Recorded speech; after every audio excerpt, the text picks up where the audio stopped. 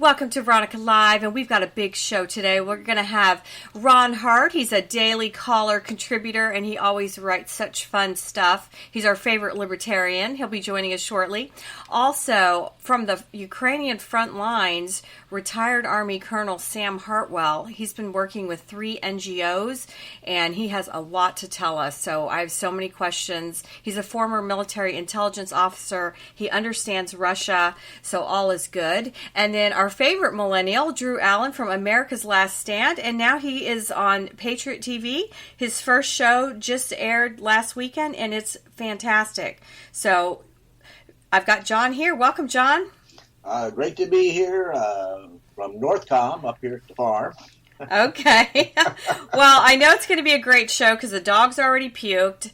And, you know, I just thought my husband's like, the dog puked. And actually, she puked, I guess, on our way out to the walk. And she's a silent puker, John. So I didn't realize she's always my silent puker. She'd be a great spy, actually. So, but we have so much to talk about today. Oh, my goodness. It's just out of control. And I can't. Afterburner is just, I mean, we've got so much fuel for the afterburner, we could blast off all day long.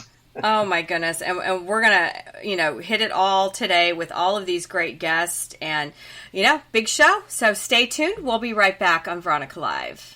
Welcome to Veronica Live, and we are here with our first guest, and we have Ron Hart. He is a contributor to Daily Caller, and he's our favorite libertarian. And Ron, I love everything you write. I always laugh. Oh my gosh, you're so fun, and we have so much to talk about. So I'm just going to start throwing stuff at you. Fani Willis, I mean, what was that yesterday? How did she get a pass? Well, Atlanta has long been corrupt, right? So I said in the column about 2 months ago or a month ago that I didn't think the judge was going to throw the case out because this was his Judge Ito moment. The OJ judge became famous or infamous for the OJ trial, years ago, and he has an ego. He let cameras in the courtroom, which is one sign he was digging this whole thing, and two, fundamentally, the whole system is very corrupt. I think he gave money, Fani Willis, as a donation as well. So, he's not going to let it go. That was kind of a way to split the baby, get Nathan Wade off the case, acting like it was his problem for being paid. And also, too, it hasn't been well publicized, but she spent seizure money. The DA seizes money from people, which I always find very interesting. They're able to seize money. As a libertarian, this is problematic. Seize money from people and keep it. It becomes their honey hole, their little stash of money, and she was writing checks from her seizure money initially to pay for them. Well, I just can't believe the woman got a pass because we saw her on the stand. She was so cringeworthy, and plus her head is exploded because now she likes being famous. I think, Ron. Yeah, a lot of this is about becoming famous, right? It's a model that if you go after high-profile people, you get on TV. I think there's got to be some clapbacks and bite back on this stuff because when that happens, it's basically a situation where people just they'll take cases that aren't worthy of their attention, where robbers, murderers, rapists are going free in the streets of Atlanta or Fulton County, and they're focusing their attention on this. And Wade also has never tried a felony case. He's never tried a racketeering case. He's basically a slip and fall lawyer from Cobb County who happened to be sleeping with her. So the corruption in the department is tough. And the question that was posed yesterday, you're probably going to pose it, is it good for Trump or bad for Trump? It'd been better if they'd moved to Cobb County or some more balanced county. Fulton County, 75% votes for Democrats, and so the jury pool will be similar. And they'll do things down there, as you would imagine, that'll be unfair to Trump and his co-defendants. They also ballyhoo this notion, well, 4 people had taken a plea deal. They admitted the plea deal. They've admitted they've done it. Well, these are lawyers who are threatening with losing their license. They'll say, okay, take a plea deal. We'll give you 1 month suspended sentence, or we'll give you this. And they just want to stop paying lawyers. It's not like they admitted some major conspiracy. They want to get it over with keep their law license and have a 1 month or 3 month suspended sentence and be done with it. It's a very reasonable and logical thing. You can't just crow, hey, that we got a bunch of convictions or plea deals. That's just not how it works. Well, you are so funny. I've got to read what you wrote about her dress. So you wrote, the New York Times gushed about her pink dress. It turned out she had it on backwards. It might become the second most famous dress in the history of Democrat perjury behind Monica Lewinsky's blue dress, of course. Maybe her dress was on backwards after a nude meeting where she and Wade examined briefs. Ron! I think any reasonable person would have to know the two people in their 50s who met at a conference, 3 or 4 years ago, didn't start having sex until after he was hired, 7 months ago. I mean, he was married, and they were having an affair. Clearly, they're traveling together. Belize and other countries. You didn't know what continent Belize was in. And here's a woman. Here's the real story about Fani Willis. I wish any responsible journalist would look into this if you can, or at least a political figure. Her net worth is $8 million. It's gone from zero basically a few years ago to $8 million. She doesn't have a checking account, so she's not exactly Warren Buffett, right? Right. So I would be curious if Soros, I'm talking about Alvin Bragg and Latifah James. Their net worth has gone up tremendously in the last few years. And let's just see what the source of the income is. Well, are we comfortable where the money's coming from? What was really funny last night, Ron, I had the Communist News Network on, and Fani Willis's spiritual advisor came to speak and said, we really should leave her alone. She's not a bad person. And it was so disgusting because he was a man of God and the devil horns were popping out of his head. So, But you claim racism. That's an easy cop out. It's not racism right, at all. Right. It's not even close. In fact, racism is probably what kept you on the case and kept you elected, and has kept people away from even asking about your net worth. I mean, it works the other direction. And anytime you say that, I'm really disappointed in this judge. It is disappointing that he's done this and allowed this to happen. And the DOJ and the FBI, with all their politically motivated crimes, really ruined the justice system. I mean, no one trusts it anymore.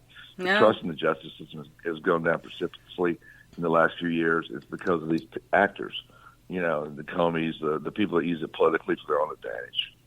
So what about the State of the Union? I know we have to talk about that, Ron, because, I watched the whole thing and it was just so painful. And, whatever he's on, they definitely had him hyped up. Angry we found Hunter's. Apparently, we found Hunter's crack, or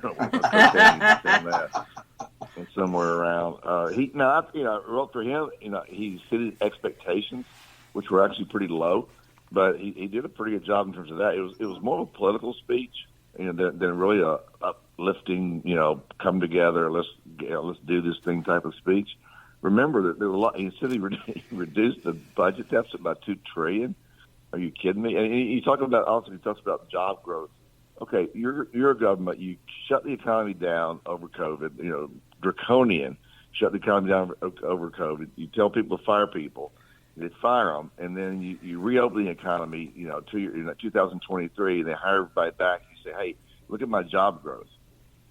That's not job growth. You're just hiring people back from what you made them lay it off during COVID. So, I mean, everything he does is so disingenuous.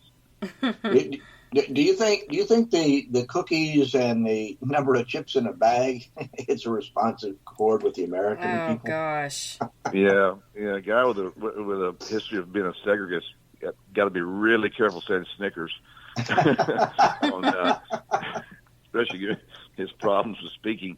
I mean, there's a same old trope to blame greedy corporations for raising prices. Look, dude, you raise material costs, you raise oil and gas costs, which really goes into almost everything we use. You raise electrical bills, you raise regulatory costs for companies, and when they pass it on, you turn and call them greedy. Are you kidding me? I mean, this is your inflation, and they're just it's just very normal that any business passes it on to the consumer. And insurance prices are up. Auto insurance is up 20% last year. I mean, everything they do is inflationary, and then they turn around and call corporations greedy. I mean, I think people know better than that. Well, I don't know why they don't call the government greedy. It come out this week with a $7-something trillion budget. I mean, it was just insane, the amount of spending that they just seem to have no end in sight. And they borrow the money, they print the money, and that's inflationary. That's the whole basis of inflation is supply and demand. They're printing more supply of dollars, and it's inflationary. And they're the root cause of inflation. Cut down the pipelines. The first thing they did is shut down the pipelines. They're making drilling harder. Oil prices have gone up, almost 40-50%. That's passed on to the consumers. They're shoving these electric cars down people's throats that need not be. I mean, that game's over. I mean, I just think that's over. And it's just more about control. Everything they come up with, every social virtue signaling thing they come up with, always it leads to them getting more control, right?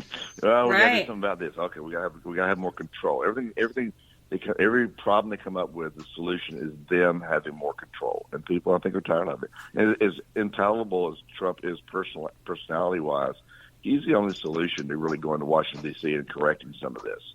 He really is. He's the only pushback Americans have to this burgeoning, irresponsive, indignant, really deep state that we've developed in Washington, D.C. It's the only pushback. And that's why they were so over the top about January 6th. They saw the American people pushing back. They said, look, our honey hole being threatened here. They put billboards up across the South trying to find these. The cast of Duck Dynasty went to the people's house and walked around and shouldn't have done what they did, no doubt about it. But they monkeyed with Nancy Pelosi's podium, and that's trespassing, or maybe a little bit more than trespassing. Some of them are sitting in prison in solitary confinement for maybe up to 20 years. Yeah, I mean, that's ridiculous. What they did to these people. So what do you make of the Republicans in Congress that are quitting? We had Ken Buck this week quit, out in Colorado. McCarthy's quit. I mean, they're down to one person. They kicked out Santos, who was a reliable vote, over lying, which was really ironic for politicians. Yeah. It's good. This next election is important. If we win the presidency, lose the House, then that changes the dynamic, and hopefully it'll be a landslide for Republicans. I think Republicans have to go to these swing states and watch the corrupt cities. They got to go to Philadelphia and watch Philadelphia for Pennsylvania. You got to watch Detroit for Michigan. And it really comes down to 5 swing states and what happens in those big cities, whether they're corrupt or not, whether the mail-in ballots are real or not. I mean, obviously, we haven't seen any. We haven't been shown any wide-scale voter fraud. I've never really, written about wide-scale voter fraud because I haven't seen it. I mean, I haven't seen any evidence of it. But my gut is it's out there. I mean, you don't see votes come in at midnight, and also these mail-in ballots are like. I think the real story, if you watch 2,000 Mules, which is Dinesh D'Souza's documentary about it, that's really what happens. These NGOs go in, they gather ballots at nursing homes, other places. They may print ballots, and they hire winos and people that are, to go stuff the ballot boxes, and they come rolling in at night. And, that's maybe why Kemp won in Georgia and Trump didn't, is that I think this Zuckerberg gave $400 million to Democrat causes. That doesn't count what Soros gave. But where did that money go? There's no accounting of where that $400 million went that Zuckerberg gave. And my best guess, and I'd like to find out more, but my best guess is it went to pretty nefarious kind of special ops operations down at the low level, at the grassroots level, to get these ballots in there. And that's when they keep wanting this, save democracy, mail-in ballots. Say, if you can't get up off your tail and go down there and vote, show an ID, then that's, you don't vote. This is the way it is. You got to show a vote. You got to show an ID to get in Costco. It's amazing that Zuckerberg can spend $400 million and then they scream bloody murder when the Russians, spend $60 million on Facebook and Google ads, trying to influence the election. Or have Schumer, nothing influenced the election more than them suppressing the Hunter laptop story. I mean, that was a classic example. They should be ashamed of that. And also the Russian hoax is one thing that's over. But the Hunter laptop thing, them all suppressing that, calling anybody who I posted on my Facebook page, they took it down during the election. They said that's disinformation, not true, blah blah blah, like that. I mean, so if there's any voter suppression, is doing things like that, and the algorithms in terms of conservative people, what they suppress, and liberal people what they promote. But there's extreme election interference, and we had Schumer come out this week and say, the Israelis need to vote out They need new elections so they can vote out Netanyahu. And yet they're the first ones to turn around and say the Russians, the Chinese, interfering with elections. And yet, they have no problem with us doing it. Yeah. Well, I guess you can weigh in with your opinion. I don't know if financially you can go over and undermine, but the CIA, that's what's gotten us in trouble all around the world. The CIA has long gone into other countries and undermined their elections. In Iran, Cuba, they try Cuba. And what happens is, A, they fail almost every time. And two, they leave such animosity in that country toward the United States. So much animus that we're just kind of hated around the world. And if you look at the major wars we get dragged into, this is on Libertarian, you start with the Vietnam War, let's say, for example. I mean, World War II, let's admit, good war, never lies told, but good war, we won it. So let's just set that aside. Fast forward, 5 or 8 years, the North Korean War was Dean Rusk, and he lied about a million things he got us into North Korea that really ended up being a big nothing. Then look at Vietnam. The Gulf of Tonkin resolution was about us being attacked in the Gulf of Tonkin, and that never happened. It was a lie. Basically, the CIA created a lie to get American people to go into that war in Vietnam. Fast forward, the next big oh-for-nothing war is Iraq, Afghanistan.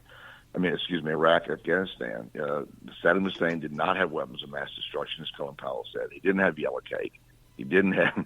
He was just a third world despot leader. Pretty much holding things together over there.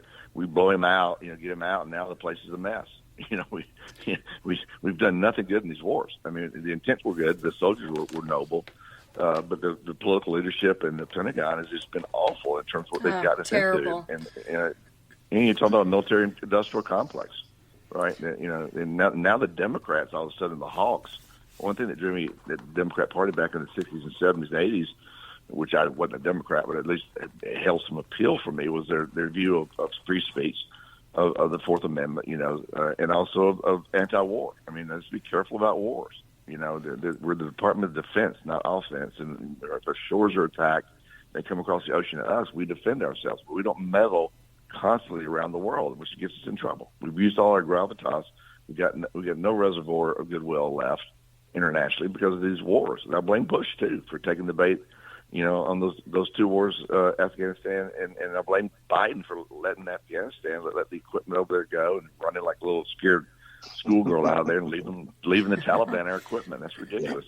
Well, I wanted to ask you, Ron. You wrote a column and you mentioned how you liked the Tucker Carlson interview with Vladimir Putin, and you wrote, it was the longest Putin has ever sat through an exchange with an American who is not hogtied to a chair. So I was laughing so hard. But my question to you is, how do, you state that it sounds like Putin wants to end this. How do we end this Ukraine conflict? Because at this point, you mentioned how all these defense contractors are making money, but there's been no peace envoy to end this. And I'm over it. I'm so tired of it. And we're sending all these, billions of dollars over there, and there's no end in sight. So I wanted to see how you see it. That was, to me, was stunning that we don't know that Putin wants to negotiate, right? How do we not know that? Now, why is Biden not get in touch with him? You got people dying, left and right over there, just getting murdered, slaughtered, homes blown up. When there's an offer for peace on the table that you don't even respond to. I mean, Tucker's the only one doing journalism anymore. Everybody else is doing advocacy, right? So they say, Tucker should have done an interview. Of course he should do the interview. You get a chance to interview a world leader. I mean, they went after him so bad. A world leader like that who offered peace, which could save money and lives. And I think the real answer is the Donbass region. You give them the Russian-speaking Donbass region, which is, I'm told Russian-leaning anyway. And, you let him go. This false narrative that, if he takes Ukraine, he's going to go into Poland. No, he's not. He's not going to touch a NATO country. He's not going to touch a NATO country. And if we learned anything, he's a paper tiger. He's not a strong military force. This should not be a standstill. This should not be Ukraine should not be able to hold these guys up for a year or 2 years in a war. Where Russia should be much stronger, right? So, and just cut a deal, get this thing done off the table. I mean, and Tucker did a great job. And I applaud him for doing that interview.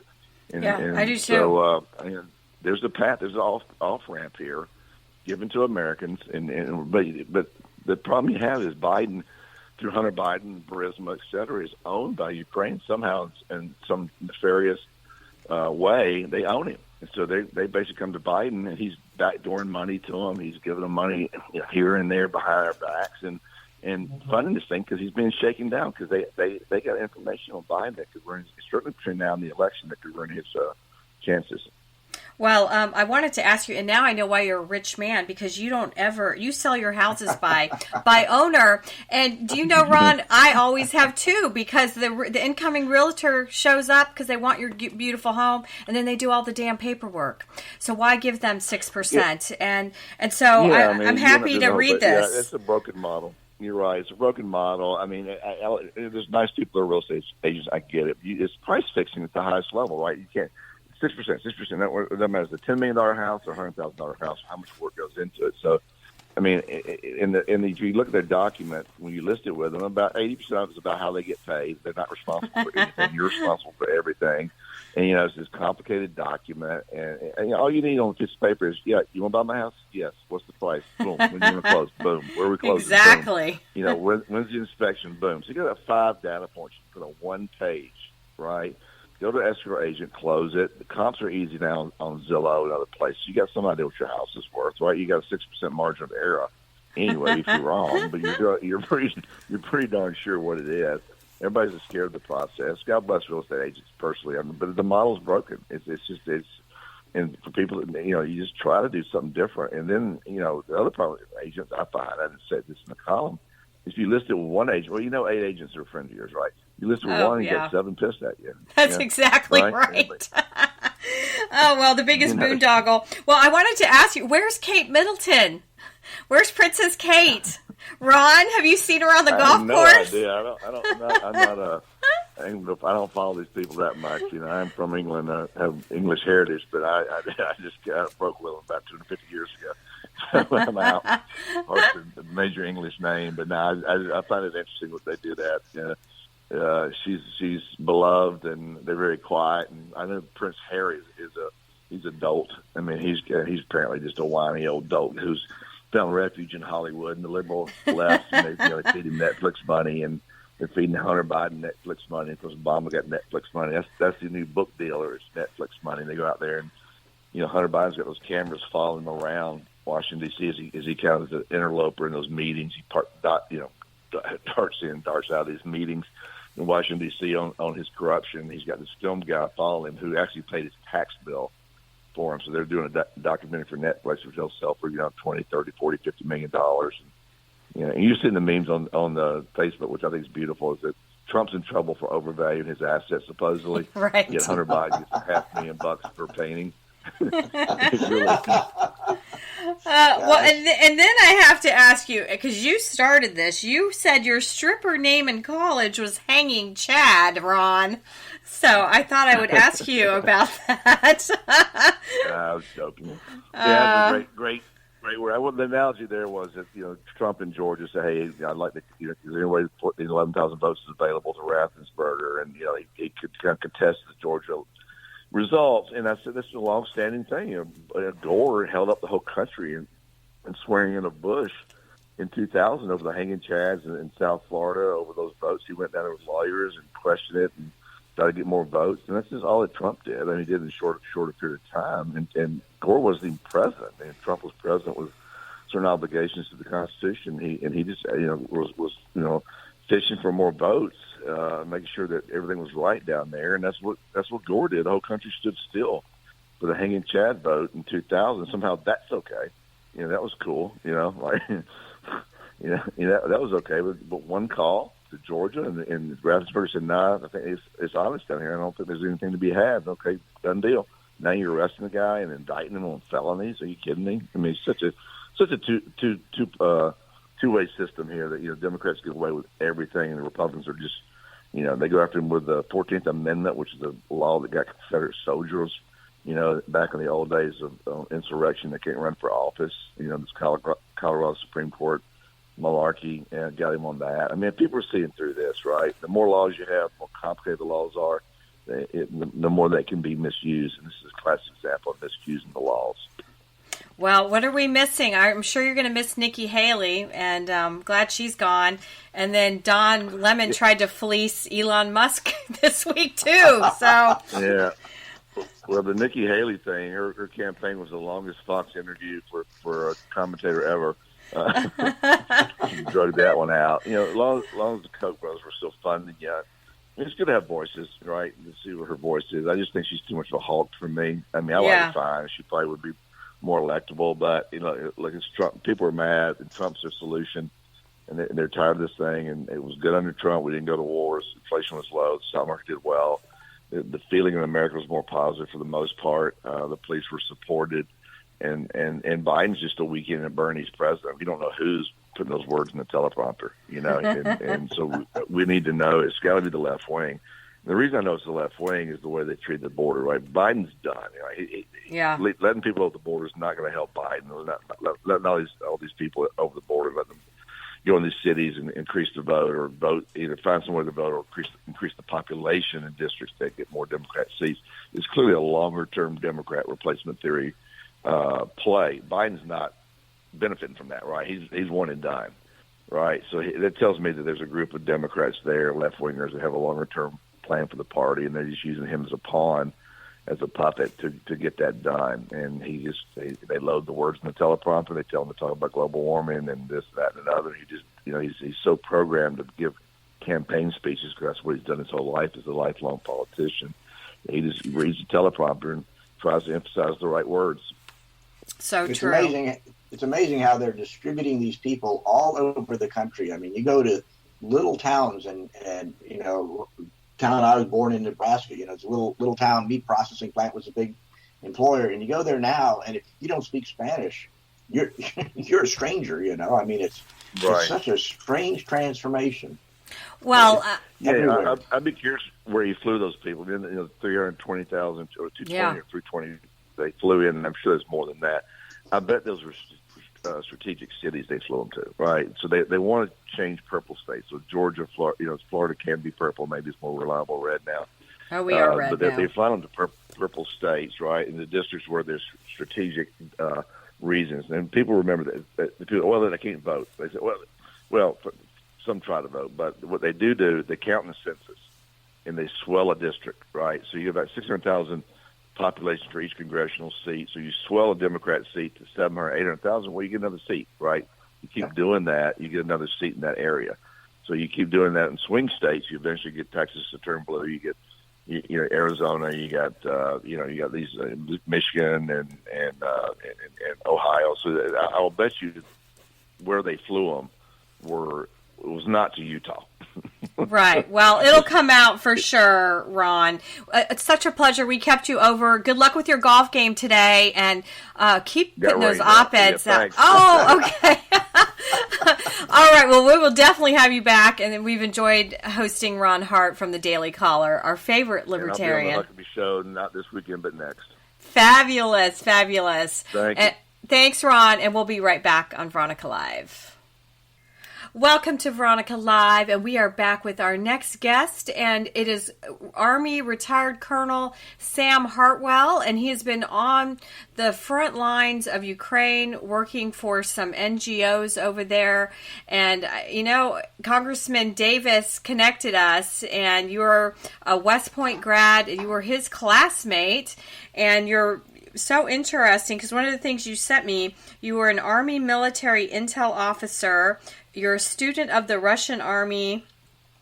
You understand the Soviet-Russian politics and economics. And this was so interesting. You worked in international banking in USSR from 92 to 2000. So you really understand that world over there. So welcome to the show, Sam. Thanks very much, Veronica, for having me. Yeah, I graduated from West Point in 1981, commissioned in military intelligence. I did my first 2 years in Korea, which was basically also the Soviet Army style. And then I did, after that, I transferred to Germany directly, where I was in the 3rd Armored Division as an intelligence officer there in the Fulda Gap. I was there for 6 years. Then we had the Gulf War, the Operation Desert Storm. I went to that as a assistant brigade intel officer, and afterwards I got out off of active duty, stayed reserves. I went to business school at University of Michigan, and then I ended up in a job, several jobs in Frankfurt, Germany, in banking, where, as you said, I spent 8 years working in the former Soviet Union as a civilian. So I got to work with government, ex-military people as well, and I lived in Kiev for several years with another West Point buddy of mine who happened to work in a bank there as well. He's a Ukrainian-American, Mark Kozlowski, who was killed in 2014 when the war actually started. That's when the Russians invaded the Donbass after they took Crimea. So he was killed there, and he was a very close friend of mine at West Point. And because of that, that's why I've come back to get in his memory, really. But to finish up my career there, I spent 8-10 years in the reserves and also in this banking job. But I came back on active duty after 9/11. I finally got on active duty in 2005. I stayed active, working for Special Operations Command, Defense Intelligence Agency, also ISAF, International Security Assistance Force in Afghanistan, where I spent a total of 3 years, 36 months on about 5 different rotations, 4 or 5. Then my last job was in the Pentagon, working in the Undersecretary of Defense for Intelligence for about 14 months. I retired and moved to Europe and thought I was just going to retire, but then this invasion came, and I was actually on vacation in Hawaii at the time of the invasion, but I started calling friends to see what was going on over there, and then I found out one friend he was very close to Irpin, where the Russians were pushing in. And I said, you got to get out of there. And I found out that his wife had actually gone blind from type 1 diabetes and needed kidney dialysis, and they had an 8-year-old daughter. So I jumped on a plane. I flew to Rome. I picked up my car, where I was living in Italy at the time, and I drove 24 hours straight to get to Chernivtsi, Ukraine, where I met them, and it took us about a month to get them out, and I did get them back to Rome, and now a Roman Catholic charity is taking care of them where they are still today. So that's my story of how I got there, and a little bit about me. What else? What would you like to talk about? Well, I guess I assume you're fluent in Russian? No, I had basic Russian about 20 years ago. It was about 6 months worth of course, and then plus, living there helped a bit, but not fluent, no. Basic. Okay. And you have been, how often now have you been hanging out in Ukraine? And I know you messaged me that you've been working for 3 NGOs. So right. With this conflict of over 2 years now, how often are you over there? And then tell me about these NGOs that you're supporting. Right. Well, I live there. It's not that I go there often. I live there. I come out of Ukraine occasionally for mission-type things, and then I do have to come back home for personal, or to the States, rather, for personal business. The 3 NGOs that I work for now, one is a orphanage-based charity, U.S., that was founded in 2014, so it's been there a long time, not just for since this invasion, but it's called AbundanceInternational.org, and they do a wonderful job of supporting about 20 different orphanages. I do the least amount with them now. I'm less active with them, but the 2 main ones that I support now is one is again, it's American-based. and it's called Veteran Coalition International. Veteran singular. VeteranCoalitionInternational.org. It's run by some other West Pointers and with some West Pointers on the board. Our mission is to find monetary support for wounded Ukrainian veterans. And there are a lot of amputees needing support, but right now what I say is the main priority is the traumatic brain injured. Because those guys, they're being subjected to these bombs, these 500-pound Clyde bombs that the Russians have been using. And these guys have massive problems requiring first surgery and then, lengthy physical therapy. And it costs between $2,000 and $3,000 a month for each of these guys. And on average, they need at least 6 months, sometimes 12 months. That's the priority for us right now in Veteran Coalition International.org. Then there's Alliance for Innovation.org. That is a Polish-American combined effort, and we are concentrating only on the amputee situation. The amputee situation is even worse than the brain injured. We're getting, on average, about 1,000 patients, amputee patients per month. That is not amputated limbs. That's individual soldiers. It could be one, or it could be three. I've seen triple amputees. Wow. And of those 1,000 per month, 700 of them cannot be dealt with in Ukraine. Only 200 per month can be dealt with by the Ukrainian medical system, and another 100 per month by countries and institutions, NGOs like ourselves. So there's this increasing quantity of guys that haven't been served. So that's a longer-term problem. We're trying to get USAID support for that. We don't know how that's going to work yet. But those are the three main ones. And actually, one more thing I should mention about Veteran Coalition International. It's not just U.S. It's U.S.-based, but we're bringing together primarily with Denmark to start and Poland as well, but other NATO countries that have veteran organizations. We're trying to bring them under our umbrella, and they're also donating money, especially the Danes. It's been great. So you were actually... So those are my three NGOs. Sam, you were actually living your life in retirement in Ukraine. So is that the right thing to say?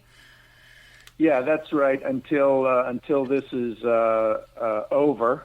And then I'll go to Germany, where my daughter and granddaughter live. Okay. And then, I guess John and I talk about Ukraine and Zelenskyy all the time, and we've given so much money. Do you feel like the money, because you understand the political environment, is all of the money that America is vectoring that direction, is it legitimately being used the way it's supposed to be used? Yeah, I understand your question and the issues. Let's clarify. First of all, the money not really is cash. These are a lot of military equipment with values that have already been paid for, and these are things that we're not going to use, especially things like HIMARS missiles and Patriot missiles. I mean, let's understand, the bulk of our military is really not for the defense of the United States. It's to defend abroad, our key allies. And we're just writing off stuff that we really don't need, especially those the HIMARS and the ATACMS, the longer-range HIMARS, which we're going to put out of commission, and we've got 10,000 of them sitting there, and we've not given them to the Ukrainians. So a lot of what we're given is stuff that we just don't want to use anymore. So that's not cash. Now, as I understand it, we have given, I don't know exact amounts of actual monetary support, and we've done that one-off. And we're not going to do that anymore. The Europeans are going to do that going forward. because that's more of an economic-based thing, and that really is a European mission, in my opinion. So, and then to answer your question, is it being used very, very well? The Pentagon says they're on a scale of 1 to 10, Ukraine's a 12.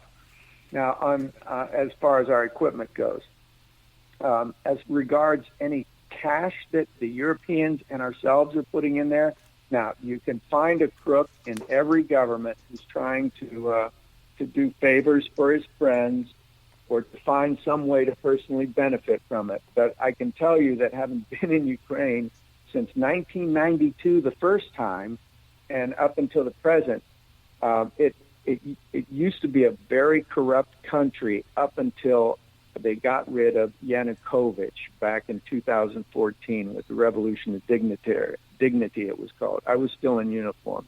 My friend Mark Kozlowski was still there, and was actually part of that.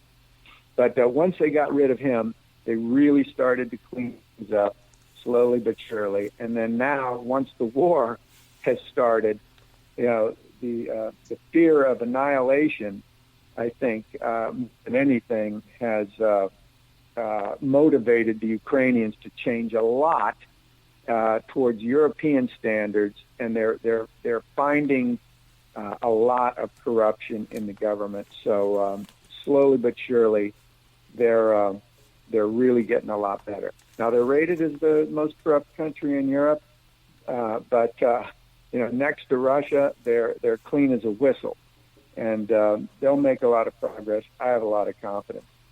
Zelenskyy himself, did you mention him, or what did you want to know about Zelenskyy? Well, that's one of my questions. Is he a good guy? Is he who Ukraine needs? Because I was reading that Ukraine has 43 million people, before this started. So I don't know how many have actually left. So is President Zelenskyy one of the good guys? Yeah, let me talk about that very quickly. Yeah, about 43 million when the war started, and then 3 million have been estimated as Russians that just voluntarily went to Russia. So that leaves you 40, and there's about 7 million more that have actually gone to Western Europe to in a refugee status, and then another, my God, I think 7 or 8 million more that have been internally displaced. But in the country now, you have about 33 million. Okay. Wow, that's a lot of people. President Zelenskyy, from the beginning, he's been Churchillian in his, and he could have left early in the war as Biden offered him a way out, and when he said, "No thanks, I don't need a ride, I need ammunition," that really, in my mind, is what forced Biden to step up and say, "Okay, we've got to support these guys," and it was good leadership. Him as a manager, I really don't know, but what he needed to be when the war started, up until most recently, it was outstanding. You cannot fault him a bit. Now, he changed generals recently, okay, and I can tell you from speaking with military people and civilians alike in Ukraine, people who have been close to General Zelenskyy, the previous commander, he's outstanding. NATO loved him. He thinks like a modern general, and if you ever read any of the things that he's written about what needs to be done, he's super spot on. He was at an 82% approval rating before he was fired, as was Zelenskyy at about 82%. They were equal. After he was fired, Zelenskyy approval dropped to 62, and as I'm told that it's from other people, it's really probably below 50%, frankly. He appointed another general, Syrskyi is his name, who was the defender of Kiev, and he did an outstanding job in defending Kiev. There were battles there that I could talk about, but we don't have so much time. But he's an old-style thinker, paper maps and a Soviet army kind of mentality, which, okay, that has its advantages too, because he's fighting as Soviets. In fact, these generals he's fighting against, he knows personally. But he happens to be Russian, and the Ukrainians don't like that, just on a principled basis. Plus, his mom and dad are still living in Russia, which is very interesting. So, to get back to the point of Zelenskyy, did he make a mistake in firing Zelenskyy? Yes, I believe so. And why did he do it? Because he feels politically threatened, in my opinion. That's what other people tell me, too, that Zelenskyy, a lot of Ukrainians are hoping that in the next election that Zelenskyy would be the president. Now, they did give Zelenskyy an excellent job. He's now the ambassador to the United Kingdom, and that puts him in a significant civilian position, which I hope is kind of like grooming him to be a statesman so that he could be president someday, because he's a big man to lead the country after Zelenskyy. Sam, that was one of the things that really surprised me was that appointment. They fire him one day, and then you appoint him ambassador to the UK, which is a strategic ally, for their aid. So I'm just curious, given your background, particularly in intelligence, what do you think is going on with the U.S.'s hesitancy to provide things like ATACMS and other advanced weaponry that could defeat the Soviets? And I know from an intel standpoint, our folks knew that, by us not backing, or not giving in what they needed to push forward, they were watching the Russians build their defenses, and basically entrench themselves to make any offensive ineffective by the Ukrainians. The spring offensive, quote, spring offensive, just kind of was nothing, because they got in there and got into a slog with the Soviets because they had time. Our folks knew they were doing this. I have no doubt about it. They're watching with those satellite pictures. They're seeing these fortifications, and yet we dither, when it comes to doing something. Yeah. It's not just my opinion, but I have listened to former commanders of NATO, General Brinov, Admiral Stavridis, General Wesley Clark, and then also my old boss, General Ben Hodges, who was a commander of U.S. Army Europe. And everybody has said since the beginning, too little, too slow. Why are we doing this? We can only assume that the national security team that President Biden has is squeamish. I want to be polite. I don't want to be too overt about it, but they're just too risk averse, and they're afraid of Putin. And if you don't push back, I just don't think that national security team, which is allied with the Obama team, I don't think that any of those folks ever understood the lessons of the Cold War. I just don't. I'm sorry. Because when the Russians push, when they do aggressive things, we have to push back. And that's the way that we won the Cold War, among other, issues. But you have to give the Ukrainians what they need, first of all, to defend themselves, but then to recover the lost lands if you're going to respect international law. We fought 2 world wars to build an international structure based in Europe to allow all countries to have inviolable borders and to elect our own governments. And now we watched, the Obama administration do nothing when Crimea was taken, and then the Donbass, and then there were the Minsk I and Minsk II so-called negotiations that were just a sham, and then now we have this invasion. And we knew the alarm bells were going off that the Russians would invade starting in September of 21. And then they invade in February. And what did we do? We were the first country to evacuate our embassy and the last ones to come back.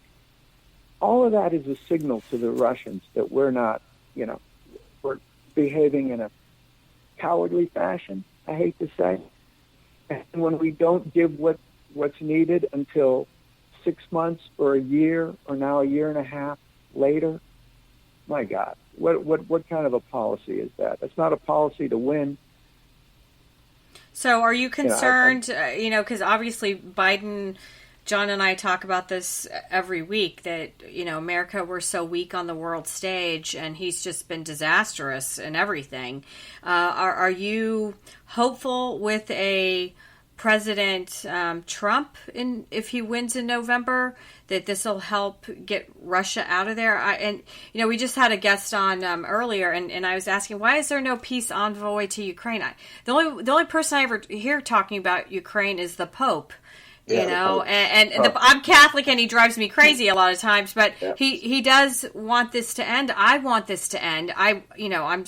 We haven't even gotten into the atrocities you've seen. So, what is the answer, Sam? I mean, I know we're jumping all over the place because there's so much to talk about. Is a President Trump presidency the answer to get Putin out of there?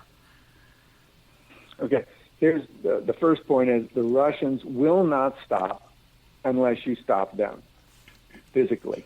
Okay, we've seen that with all of their agreements. They'll sign agreements and then violate them repeatedly.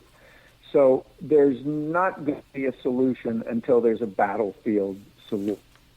And the only way to do that is to give the Ukrainians what they need in the right amount, as much as they need to stop the Russian advance, to force them to come to a table. Where that will end, I don't know, because now, without weapons, my goodness, they are being outshot on artillery, and this was a month ago, 7 or 8 rounds to 1, Russians against the Ukrainians. And the Ukrainians do not have air parity, even. The Russians have air superiority. So you can't stop them. You can't bring them to the peace table unless you stop them militarily. Medvedev, who is the bulldog for Putin, the voice, said, we're not going to stop until we get Kiev eventually. And when they tell you that, you have to believe it. Okay? So does Trump stop the war? I'm afraid the Ukrainians are in a no-win situation. Everybody, I hope, has seen that this Viktor Orban, this Prime Minister of Hungary, a country of 11 million people, who hates Zelenskyy, has now said that Trump told him he will not get a single penny, not one more penny for Ukraine. And Trump has not disavowed that or clarified that remark, so I have to go with that as fact. If that happens, the Russians are never going to stop.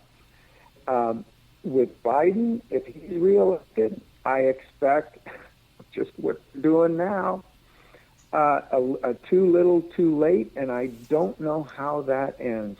I can't extrapolate that far. So I think Ukraine's in a no-win situation. I think like 85% of Americans that this was not the choice of presidents that I wanted to see. I don't have a good feeling, definitely for President Trump, unless he comes out and clarifies specifically what the plan is. But I think we know what the Biden security team plan is. More of too little, too late. They seem to not adhere to the basic tenet of war, which is break things and kill people until the other side gives up. And for whatever reason, we just seem to want to drag this out. And to me, you talk about an inhumane, way of doing it, because all you're doing is needlessly killing a lot of people. And it just drags on, and you see it with the amputees and all the people that are injured. It's the same thing. It's just fodder, cannon fodder, basically, for politicians. Absolutely, and that's why you've got to give them everything that they need, as all the CGs have said. And now Europe is waking up. Even Germany is saying, it's interesting that President Macron of France is leading, saying, look, Russia is now, it's an existential threat to Europe, the European Union, to NATO. for example, if he wins here, if you allow Putin to win, for those of you that remember or know about the Chechen War, the Russians fought the Chechens for 6 years and then turned them into a rogue state aligned with them against the West. That's what he wants to do with Ukraine. If he can take Ukraine, he'll kill as many as he can, chase out the rest, deport whoever he captures to Siberian work camps where they essentially work in mines for free, and then start transplanting some of these Western Siberians back into Ukraine to turn that into a rogue state right on the border of NATO with Belarus to the north. If we allow that to happen, then we're in a real mess. And then what if the next move would be a move against a Baltic state like Estonia that he's already talked about? He said this is land that belongs to ancient Russia. Do you think that if we backed off from supporting Ukraine, an important NATO partner, by the way, they fought with us in Afghanistan and they fought with us in Iraq, and people don't know that, okay? If we abandon them, and he threatens a Baltic country of 2 million people, do you think that we're going to do anything there either? And if we don't do anything there, NATO's done. It's over. And I missed the fact that after Ukraine, first of all, he'll take Moldova, which is not part of the EU or a NATO aspirant, a tiny little country of 1 million folks or so with some Russian indigenous population. He'll take that. So this is what happens if you don't do something. You've got to give them everything that they need to win. Well, that was one of my questions to you was, is NATO pulling its weight, at this point? So... Well, yeah, let me say that. Now, to be precise, it is not NATO. We do not do anything together as NATO because that would be seen as an aggressive act if we speak as NATO. But individual countries within NATO providing things like Denmark, all the Baltics, Romania, Poland especially, and now and you see Sweden and Finland and all of these countries and lesser extent. Well, I'm sorry, I left out the UK, which has done a fantastic job. They are pushing all of their military equipment that they have. Some of these countries, the Baltics, Denmark, Netherlands especially, have pushed everything that they have to Ukraine because it is the forefront of a war against Europe. And that's why I keep saying, we've got all this excess stuff, ship it. So Sam, I say, yes, NATO's pulling their weight, but go ahead. Okay. Sam, how much do you think this is, and I'm a tech guy, okay? So, okay. I've been a defense contractor for 45 years, so, I develop and build systems and stuff. And one of the things that I find interesting about Ukraine is the what I'll call war experimentation, particularly with the unmanned systems and stuff. And it's almost like Ukraine is revolutionizing modern warfare. Do you think there's any aspect of that in the U.S. military where, you're an intel guy, so how much do you think the U.S. military is sitting here looking at this and saying, hey, this is a great experiment where we're actually experimenting in real time with real people and real weapons and stuff, where it's not an exercise anymore. They're actually sending drone ships and destroying the Russian Navy ships, So I'm just curious. I'm sure we're taking lessons out of this, but is that helping drive this war, We're watching and learning. First of all, the drone warfare is moving so fast, and the Ukrainians and Russians are making, adjustments and workarounds to their technology. When I mean adjustments, I mean capabilities of what the drone can do, and then how it can avoid, let's say, electronic warfare measures, and then there's countermeasures. That technology is moving so fast that the U.S. drones that have been supplied so far are now useless. They can't even keep up with the technology.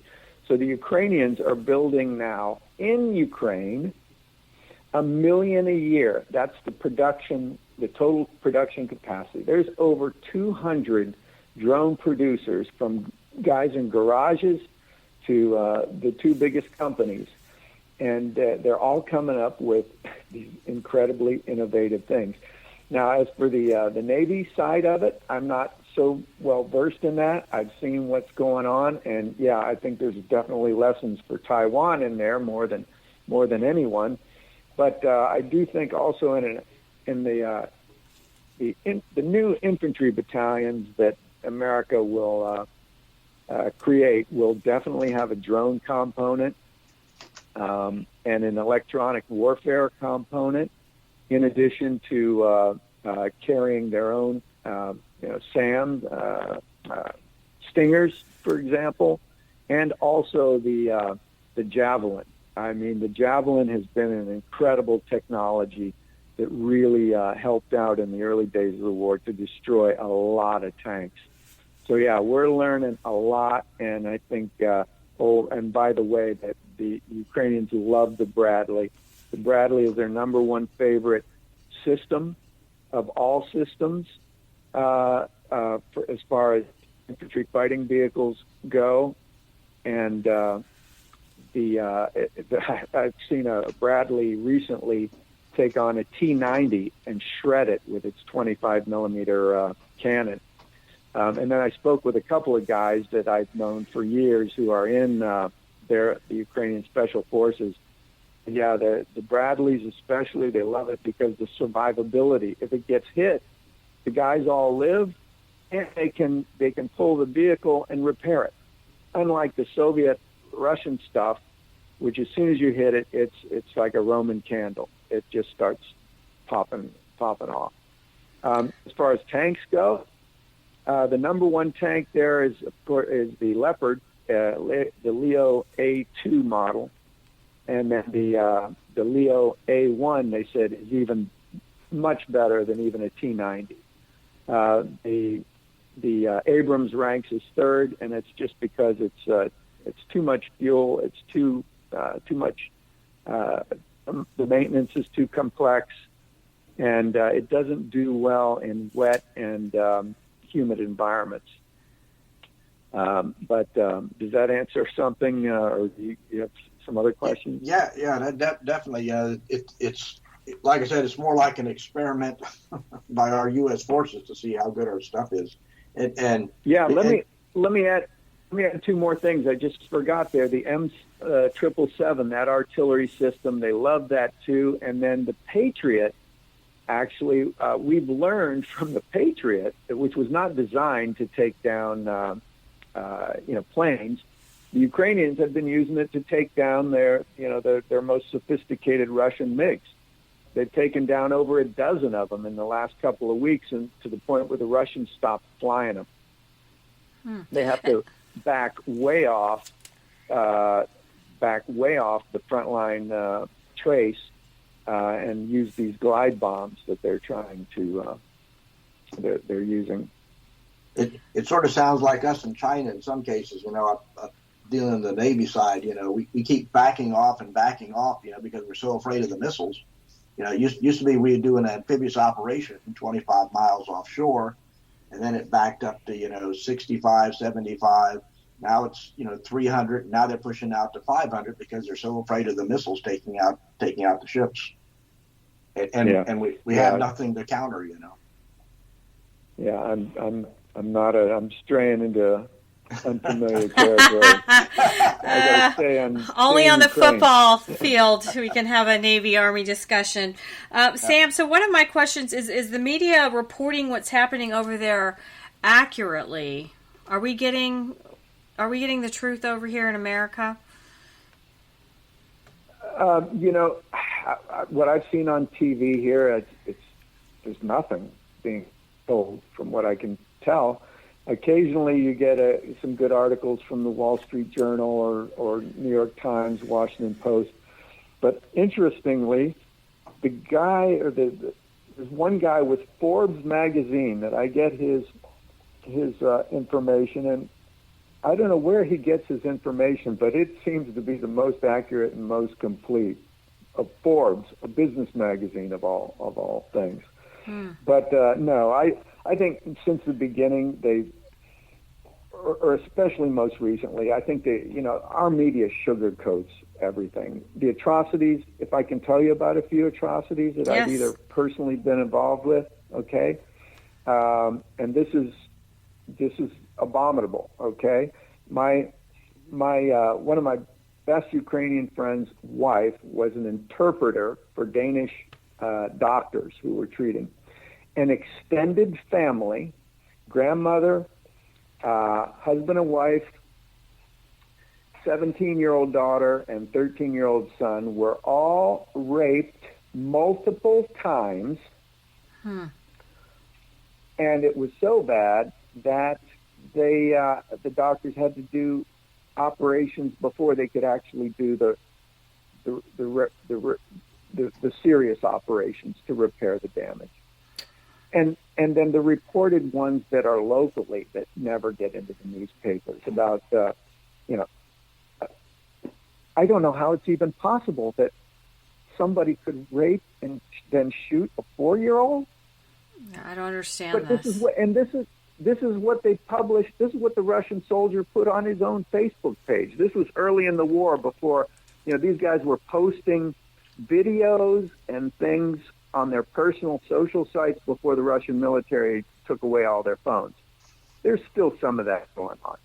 I remember early in the war, there were Chechens that were with selfie videos talking about how it was a great day. We raped a lot of Ukrainian girls, and you can hear them screaming in the background.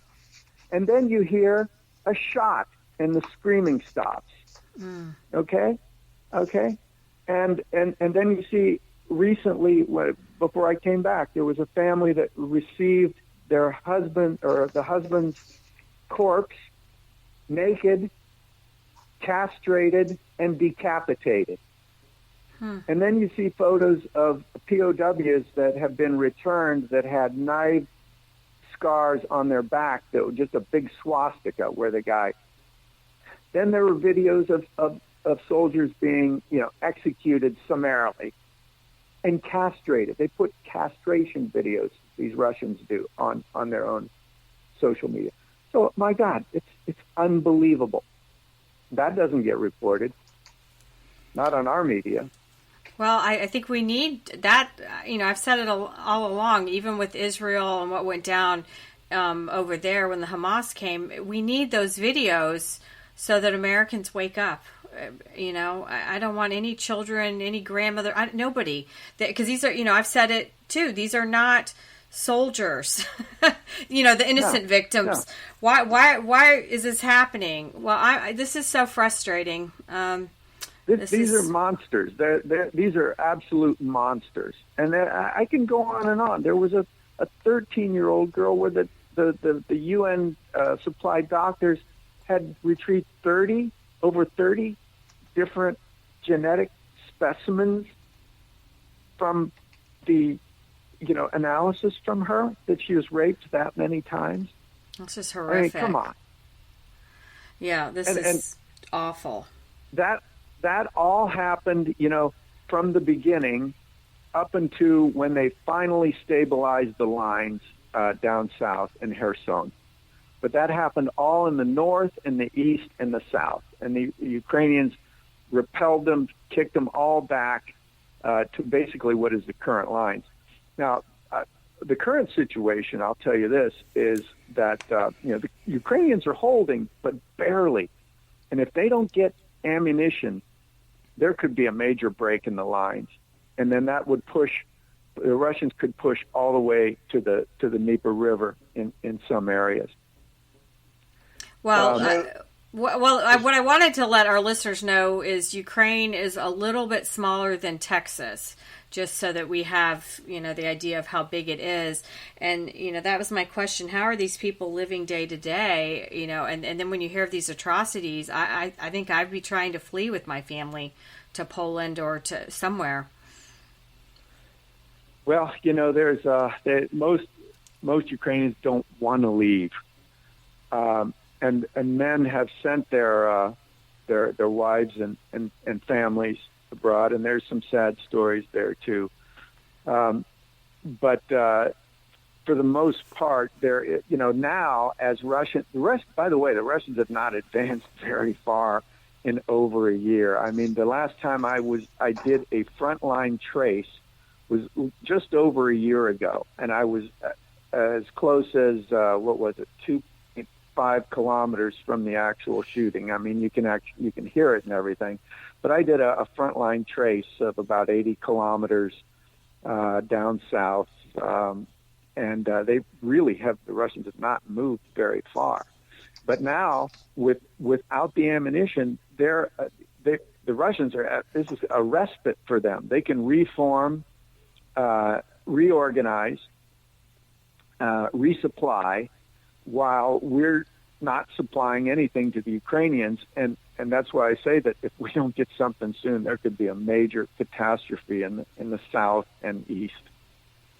Yeah, Sam, one of the things I was reading about recently was there was some discussion over there about lowering the age of conscription for the Ukrainian soldiers, for men. And that was one of the things that kind of surprised me. Was I'm trying to remember, is it 26 is the minimum age now for conscription in the military? And it's kind of the opposite of what we do during wars, where we go and get 18 and 19-year-olds and train them and send them over. I just was not aware of that. I'm just curious if you know anything about that. Oh yeah, I do.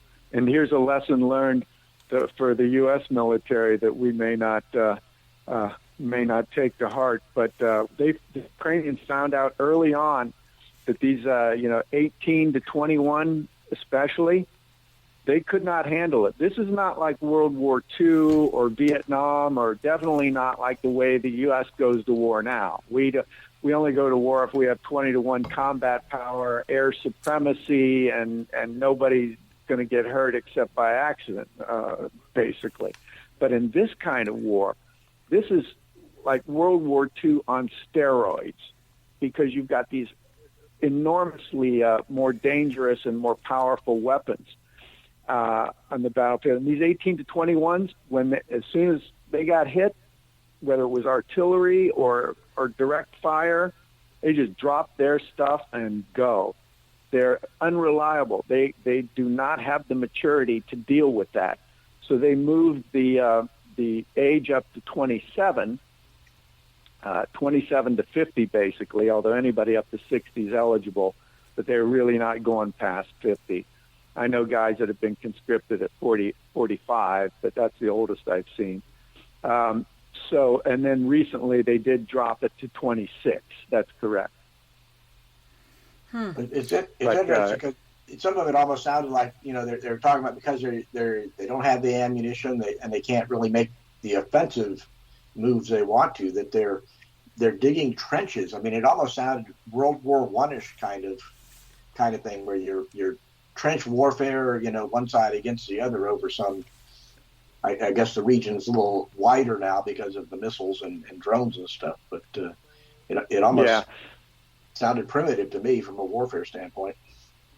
Well, it is. It's a 600-mile long front line, and neither side so far has the ability to concentrate enough combat power in one critical area to do a breakthrough, like the Germans breaking through the Maginot Line, and no, they haven't been able to do that. Although that's the fear right now, that while the Russians have this respite to refit, reorganize, rearm, that may be coming, and the only way to stop that is to get more, Bradley's Leopard 1s and ATACMs over there, and artillery, because that's going to happen. So, Sam, you should be enjoying your retirement days. You're over there in the middle of it all. I mean, are you packing with weapons that you walk around with? And why do you stay? And then are you scared? I mean, I'm scared. I'm not even there. And then, I've heard these stories a few times now about the atrocities. And, Why are you there, and are you scared? No, hell no, I'm not scared. Look, it's a battlefield. But I live in the city. I live in the capital city, and I'm basically 300 miles away from a front line. The air defense, especially in the major cities, is really, really good. There's no infiltrators running around. The Ukrainian security service, if you guys haven't been following that, is extremely good. They're doing all kinds of stuff inside Russia and inside, in Ukraine is secure. No, I don't carry a weapon. I'm authorized to carry a pistol with these Russian rubber bullets, which actually they pierce. They're not. Okay. They don't bounce off. But I don't carry. I don't need it. I live on probably the safest street in Kiev anyway, and I don't go out at night. But no, I'm not. I go to hospitals in Odessa, into Dnieper, and those are the main collection points where they're bringing guys in. So I have no problem with that, not at all. Why am I there? Look, I spent a lot of time there. I have dear friends there. One of my very best friends from West Point was killed there. I was trained as a Cold Warrior, a Soviet Army specialist. I have to be there. It's just in my DNA. And then does faith play a role? Are you Christian? Is this part of it too, doing the right thing? Well, absolutely. I am a Christian. I view myself as more of a traditional. I was raised a Methodist, and I don't wear it on my sleeve, but I'm more of kind of a Reagan Republican, and that's an appeal that I would make to every Christian listener, whether you're a Republican or Democrat, but especially Republican right now. We've got to step up and do the Christian thing and help these people. If they need ammunition, give it to them. If a Republican in your district is opposing it, you say, look, let's get this done. Let's get Ukraine taken care of. Then let's take care of the border, too. I'm all for, the border is completely out of control, but comparing those two issues as, one has to be tied to another, that's exactly the wrong way about it. I think in the worst case that if Biden is elected and he allows this ridiculous, border invasion to go on, which I don't think he would, but if he was that stupid, then in 2 more years, both houses would flip to the conservatives. You're seeing it already. You see it in San Francisco even. Mm-hmm. Where was I going with that? But if I'm sorry, it was about being a Christian and tying it all together. Yeah, because and on the Ukrainian side, it's look. The right Christian is to give them what they need. Don't let this genocide go on. And when I say genocide, look, the Russian media even says constantly, and Medvedev, Putin's lapdog, says it, that there are no Ukrainian people. That's a myth in history. There is no Ukraine, and they're white. When the Russians attack a city, they hit the hospitals, the churches, and the cultural centers, and then they loot also what's left. So it is in fact a genocidal war, and we said a long time ago, never again. We're not going to allow this to happen. But look what's going on. So I would ask people, just go tell your conservative politicians, this new right Christian wing of the party, let's do the Christian thing and get them what they need. So one more question before you can wrap it up for us is, everybody keeps talking that we're on the verge of World War III. Where do you stand when it comes to that? Well, yeah, I perfectly agree with that. We are on the edge of World War III. There are too many parallels between the late 30s and now. And even the German president about a year ago had said that the the analogies between the rise of Hitler and the rise of Putin can't be ignored. He used the same playbook that Hitler used to come to power and then to prosecute a war that he wants to wage. And the way, and when people think of World War III, they think of the Hollywood nuclear exchange. No, there's not going to be any nuclear exchange. Those guys, Putin especially, he has 6 kids by 2 different women. He loves his family, and he controls about $200 billion worth of assets. Those guys don't want to die. They're not crazy. That part is ridiculous. But as a World War III, or let's call it a third European war starting, if he takes Ukraine, as I already said, the next step is Moldova, which is easy. Then the next step is the Baltics. And it wouldn't be a traditional land war of what you think of, the massive tanks going, because the Russian army has already proved that, first of all, they don't have the men to wage such a war. They don't have the equipment or the logistics systems to wage such a war. What would they do? They're going to rely on missiles and drones. That would be the way to start a war against the Baltic, for example. Or if Poland responded, then Russia would respond with missiles, and then we'd be in an Article 5 situation, and that's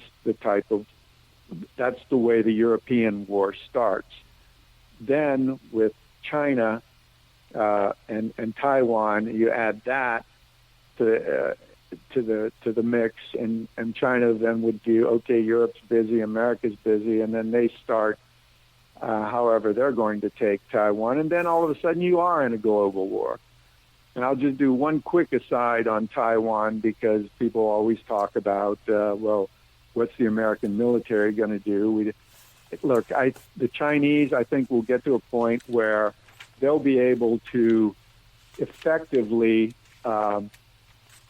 surround the island, embargo the island, with enough military power that then they can point to the U.S. and say, look, do you really want to start a war? Because you're going to have to shoot at us first. We're not going to shoot at you.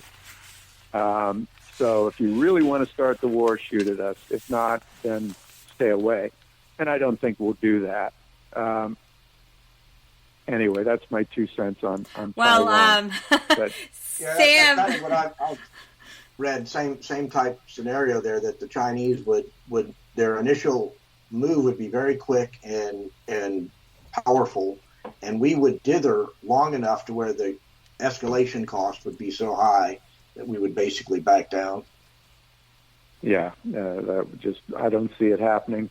But Europe, I do see it happening very much. I mean, if you look at the Russian history, they've always been encroaching westward, and especially after World War II. Look at all the additional territory they got, the Baltics, the enclave there in the old Königsberg, the old Prussian area, and eastern Poland became part of Belarus and Ukraine.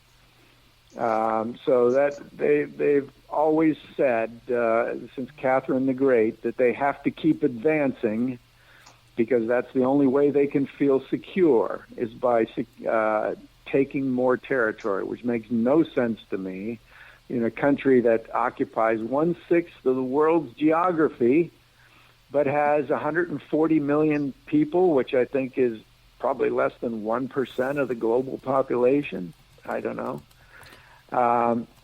Anyway, yeah, if you want to prevent World War III or a third European war, then it's by showing strength, giving the Ukrainians everything they need to stop the Russians. And what's not being said is Ukraine will be the best NATO ally that we have in Europe. They will have the best army. They know the enemy better than anyone, and they have a much better intelligence capability inside and around Russia than we'll ever have with any of our assets. So there's another strategic reason for us to robustly support these guys and help them win. What does win mean at this point? I don't think you're going to be able to push them out. push the Russians all out. But at some point, if you stop them, force a peace agreement, and then what is left of Ukraine, you bring that into NATO, that's how you have a secure future. And I think that, from Kissinger to every former NATO commander that I've listened to said that's the solution. That's how we get back to peace. Well, I love it, Sam. You think they'll end up with the DMZ, sort of like North Korea, South Korea? Is that kind of where it goes? I don't think the Russians would ever agree to that. I think you just have to, you draw a line and you say, this is the line. Well, on that note, it has been an absolute pleasure. We've been talking with Colonel Retired Sam Hartwell, and he has been helping the Ukrainians. It's just been such a pleasure talking to you. We have to have you back, Sam, because people need to hear what you have to say, and really you need to go on a speaking tour. I've got some people that you need to be connected to, because I don't think Americans know, and what I've gathered from this our conversation is we've got to give the Ukrainians the weapons and the ammo that they need so that we can once and for all take care of Russia and move on. So we will definitely have you back, Sam. Absolutely, and I hope that I can do it in Ukraine, and I hope that I can get farther south to a place like Dnipro or Kramatorsk, somewhere closer to the front line, and maybe get some local commanders involved too. Well, that would be wonderful, and we're praying for Ukraine, and we're praying for your continued safety as well. And thanks for everything you're doing for these people, and God bless you. So we'll be right back on Veronica Live. Welcome back to Veronica Live, and we are off to our next guest, Drew Allen. He has his new show on the Patriot TV, which the show is literally outstanding. I watched the first show, Drew, and I loved it. And he's also the author of America's Last Stand, and everybody needs to tune into the Drew Allen show. But welcome back, Drew. You're my favorite Millennial of Truth. Well, you're my favorite something or other, too. Well, I looked it up this morning because I go, John, what am I? Because I'm not a boomer. And I figured out I'm actually Generation X. So that sounds really cool. So I had to look it up because I knew you were coming on the show. That's awesome.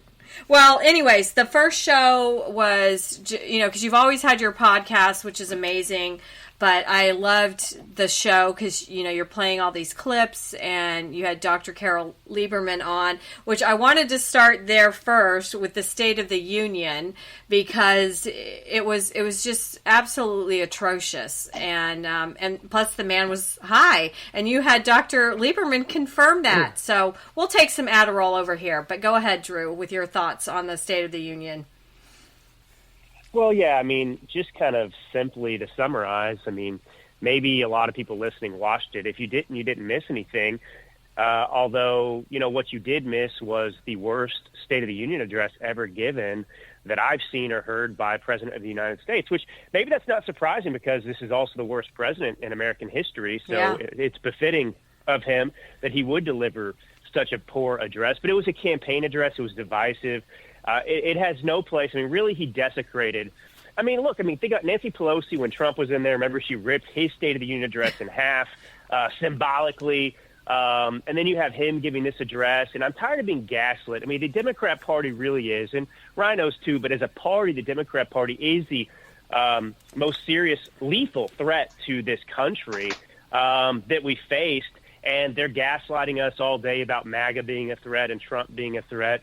But, the only thing that people really need to see, the only thing that will be remembered from that State of the Union address really is him calling Lincoln Riley, right. And then acknowledging that she was murdered by an illegal and also downplaying it, saying, how many people are killed by illegals? And so the big thing about that was the left and the media were not upset that he confused Laken Riley, the murdered Georgia, nursing student, 22 years old, with Lincoln Riley, the head coach of the USC football team. They were upset that he used the word illegal to refer to the illegal who murdered her. and he went on an apology tour. Oh my gosh. Afterwards, he went on TV and he apologized for using the word illegal. He said that illegals built this country, and he said that he's not going to not insult. I forgot the exact word, but he regret calling the migrant an illegal. And you know what? He wasn't an illegal. He was a frickin' murderer. So I mean, it was the craziest soundbite. Every time I have you on, Drew, I'm like, we can't even make this stuff up anymore. I mean, it's like we're living in a horrible Hollywood Netflix movie. Oh, well, it's insane. I mean, I had a piece out at American Greatness that came out yesterday on Friday, and the title of the piece was "The United States is not the world's trash can." And it was excellent. Yes, that was so good about the Haitians. Yeah, Haitians and then everyone else. I mean, my point is, if you think about what Biden did after he got attacked by the left for calling the murderer an illegal, which he was. He said that he wasn't going to. I just had the word and I forgot it again. But anyway, disrespect is the word. He's not going to disrespect even criminal illegal murderers. But he has no problem disrespecting American citizens. He has no problem disrespecting the Supreme Court. He has no problem disrespecting anyone who thinks differently than he does. And if you think about the border situation, we have been kind of psychologically attacked on this issue because the purpose of immigration isn't to help the world. The purpose of immigration is to improve the United States of America. And if you listen to Joe Biden and the Democrats, you know, they will have no problem, Veronica, robbing all of us of our hard-earned money and then to give it to illegals who broke the law to house them, feed them, clothe them, while telling us that we didn't build the country and that illegals built the country. I've never seen such illogic, such treason is the real word for it. I mean, you're not elected president of Haiti. You're not elected president of El Salvador. You're elected president of the United States of America. And your job isn't to help the world's poor. The United States is not the world's rehab. We are not the world's homeless shelter. We are a Ferrari, and they treat us like that junk car, the Serbian Yugo, that's just can be disrespected however you want because it's a piece of crap. And the American people in some way have bought into this idea that it's our responsibility to take in the basically discards from the rest of the world. Those people they don't want, whether they're poor, uneducated, or murderers like this person from Venezuela that killed Laken Riley. So we really need to change our thinking, too, and have some self-respect and look at America and say, we're the crown jewel of civilization. Illegals don't get to come here because they just want to. They get to come here because we want them to. And they don't get to tell us, you know, what are you going to do for me? We get to say, how are you going to make this country better? Well, your question in your op-ed is, why are we having all these people from, I'll just say, Shiza holes countries coming here, you know? And it's true. Why? And now Haiti is an absolute, it's in an upheaval, and actually DeSantis is protecting Florida. Like, you know, he doesn't want these people here. I feel for the Haitians, but I mean, I think it was in your op-ed, you talk about all the other places they could go besides America, and there's a lot. There's a lot of other countries they could go, and everybody has to land here. And my problem is the door's wide open, and, you know, besides Laken Riley, how many people have been killed? I mean, the last 2 weeks, there's been so many people raped and killed and hit by somebody, you know, that's drunk, and it's just literally out of control. And well, what do you expect when you get like Maduro, you know, and down there emptying his jails and sending them all up here? You know, I mean, we're getting all of these crap people up here, not model citizens. That's right. The United States is the world's penal colony, right? We accept the criminals from all around the world. They just come here, and we let them kill our own citizens instead. It's unbelievable. We're just a prison for El Salvador. Well, I thought the State of the Union was not good. And then, you know, we had the female Alabama Senator Britt That's the first time. I didn't even know who she was. And I like the verbiage of her speech, but it was very over the top, dramatic, like she was in some theatrical performance. And it's already hard for women to do TV and these kind of things, because people always go after you because they were mad she was in her kitchen, and that she looked so pretty. And then it was very theatrical. So that part didn't help. And then I heard her on Clay and Buck yesterday, because Scarlett Johansson played her on SNL, and so now her head's exploded because this hot actress, that all the men fawn over, is played her. So again, we're defeating what the point was. I want to know why Donald Trump didn't give the Republican response. I would have loved that. That would have been a real hit. Yeah, it didn't make sense because there were a lot of people that could have given the rebuttal that should have. I mean, maybe, for example, some of his VP options. Pardon me. It's only been 2 weeks and I'm still coughing. But anyway, so many people could have given the address and it would have been tremendous. And they went with her. And I mean, I don't want to be a conspiracy theorist. I mean, part of me looks at this. I do know Republicans sabotage themselves, the rhinos, but I just think, how did someone decide to go with her?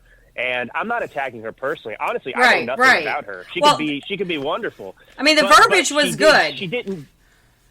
Yeah, sure, but the delivery was pathetic. It was humiliating, to be honest. Yeah. I mean, she made us a joke, and that's objective. And we could have looked. I mean, at the end of the day, I'm not going to blow it out of proportion because it doesn't matter. It's going to be forgotten. But that's the problem, because we had an opportunity to do something memorable that would have actually done some damage to the left, and instead we inflicted a little bit of damage to ourselves. Again, it's not some kind of mortal damage. It's not that big of a deal in the grand scheme. But given the stakes of everything, we can't miss opportunities like that. And she did a terrible job. That's just the reality. She wasn't ready. So what do you make it? Republicans. It just amazes me how they keep shooting themselves in the foot, and their capacity to shoot even bigger guns at what's left of their foot is amazing. But this week we had Ken Buck quit. And you had McCarthy out from your area. He quit. So we have these Republicans. We're down to like a majority of one now, I think, after they booted Santos out. And Santos is looking pretty good, because I heard him on a space this week. So yeah, I have to say. And what I'm heard was some rumor that there may be 2 or 3 more Republicans that quit before the end of the year and basically hand control of the House to the Democrats, which just is astonishing. Yeah, it's hard to believe that there are actually people that are elected to represent the Republican Party that actually are siding with the Democrats, who are radical Marxists that are destroying the country. It's not just selfish, it's evil. And Ken Buck, look, I mean, what Ken Buck's doing, yes, it's selfish. Yes, he's an a-hole. Yes, he's a piece of crap, actually, in my opinion.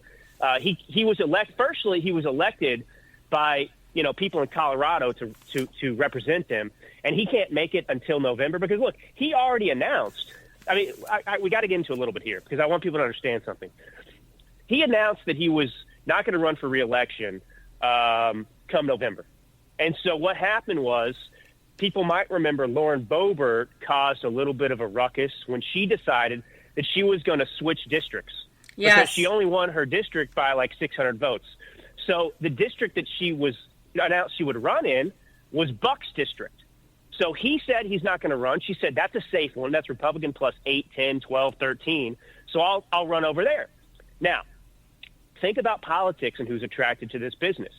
A bunch of awful people that are self-centered. And so she made a lot of people mad when she did that because there were people, and there were people that are rhinos, for example, that the Republican Party in Colorado were planning to run in that seat, right? And she took that away from them. So they're mad about this. So this is about a little bit of personal revenge, I think. So anyway, so what's happening now? So he's leaving like this coming week, I think. It's just like abrupt. He's out of there.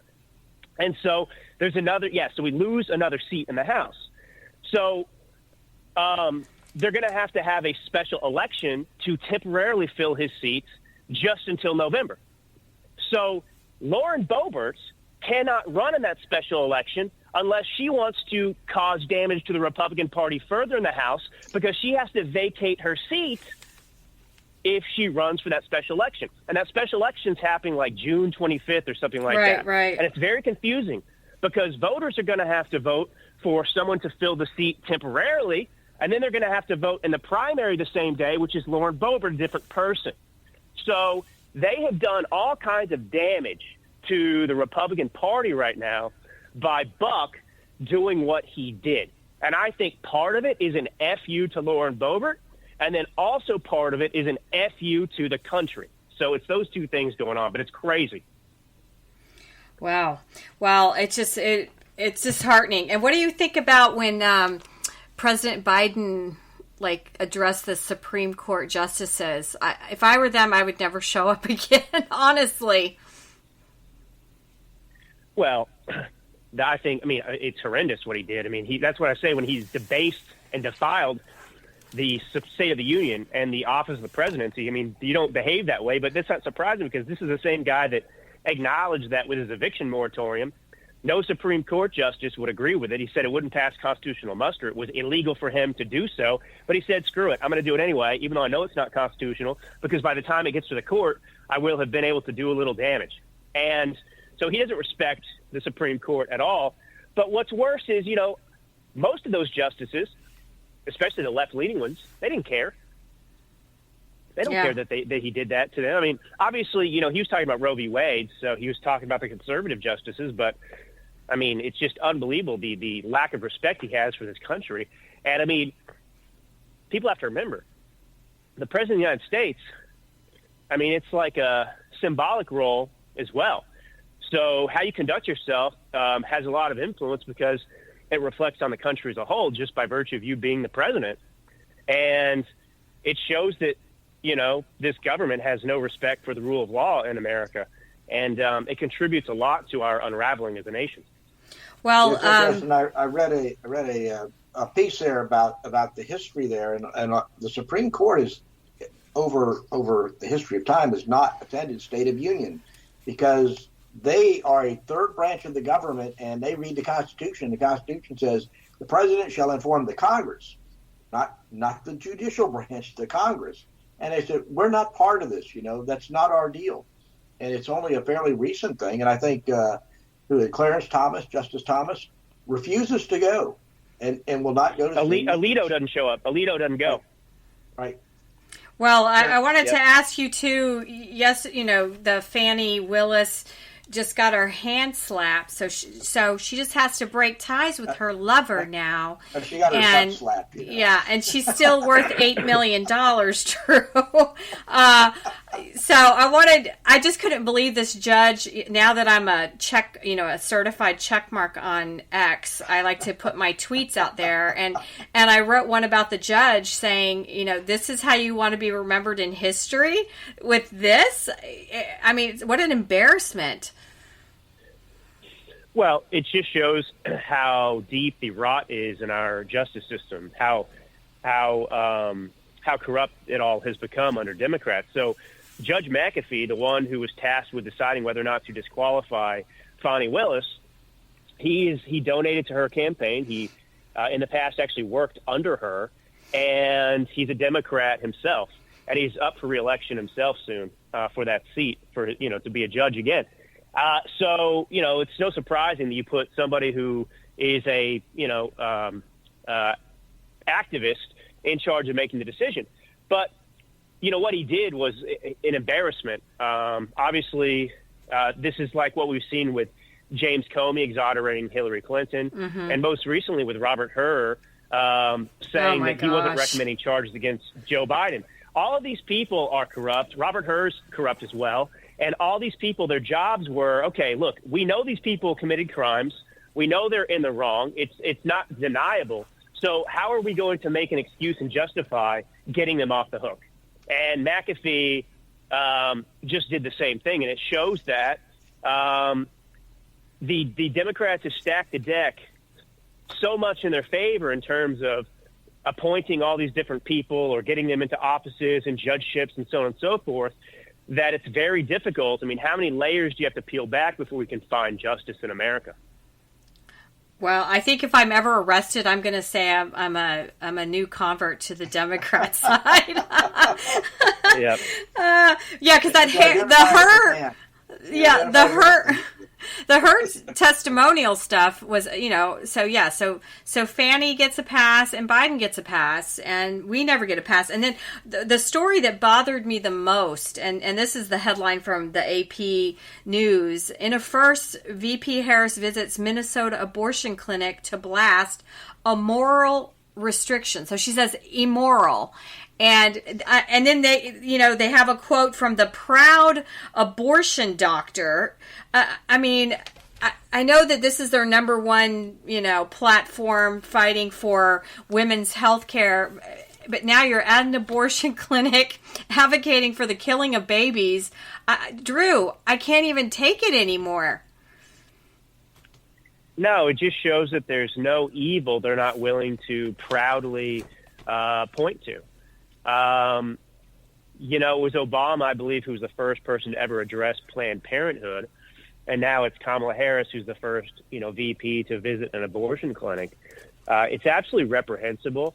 And, what they've done with this abortion issue, too, it's just, the bamboozling of women, certainly, into believing that this is some kind of sacred right, as if they're all Mother Mary and the only way you can get pregnant is, immaculate conception. And look, I'm somebody that's very strongly pro-life. I'm also a realist, and I like the idea that overturning Roe v. Wade, that left the decision up to the states. So states individually get to determine if they want infanticide or if they want to ban it outright.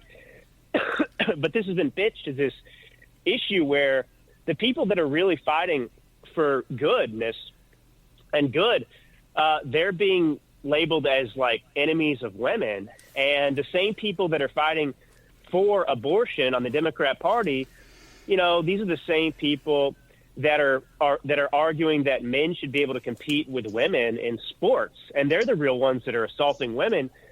And it's just amazing to me, though, that this is that issue. People cannot think clearly, and I'm sorry to say, especially women, on this issue. They're so upset about the abortion thing. And look, I know I have plenty of people in my life, actually.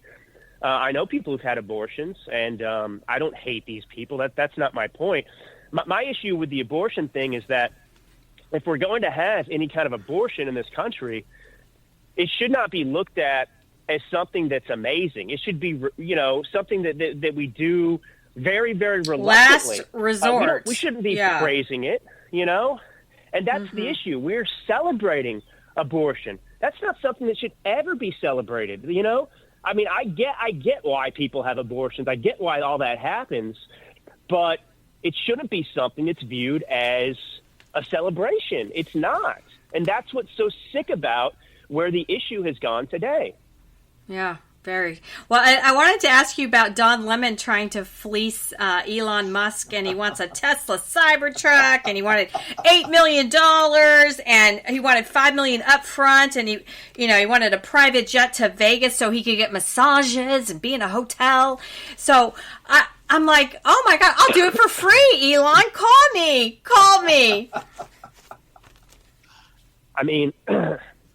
Don Lemon is not a talent. No, he's not. He's an SOB, totally. I just don't understand. Think about the arrogance of these types of people that make demands like this, that think they are princes in America. Don Lemon's a loser who got caught, groping some dude in a bar.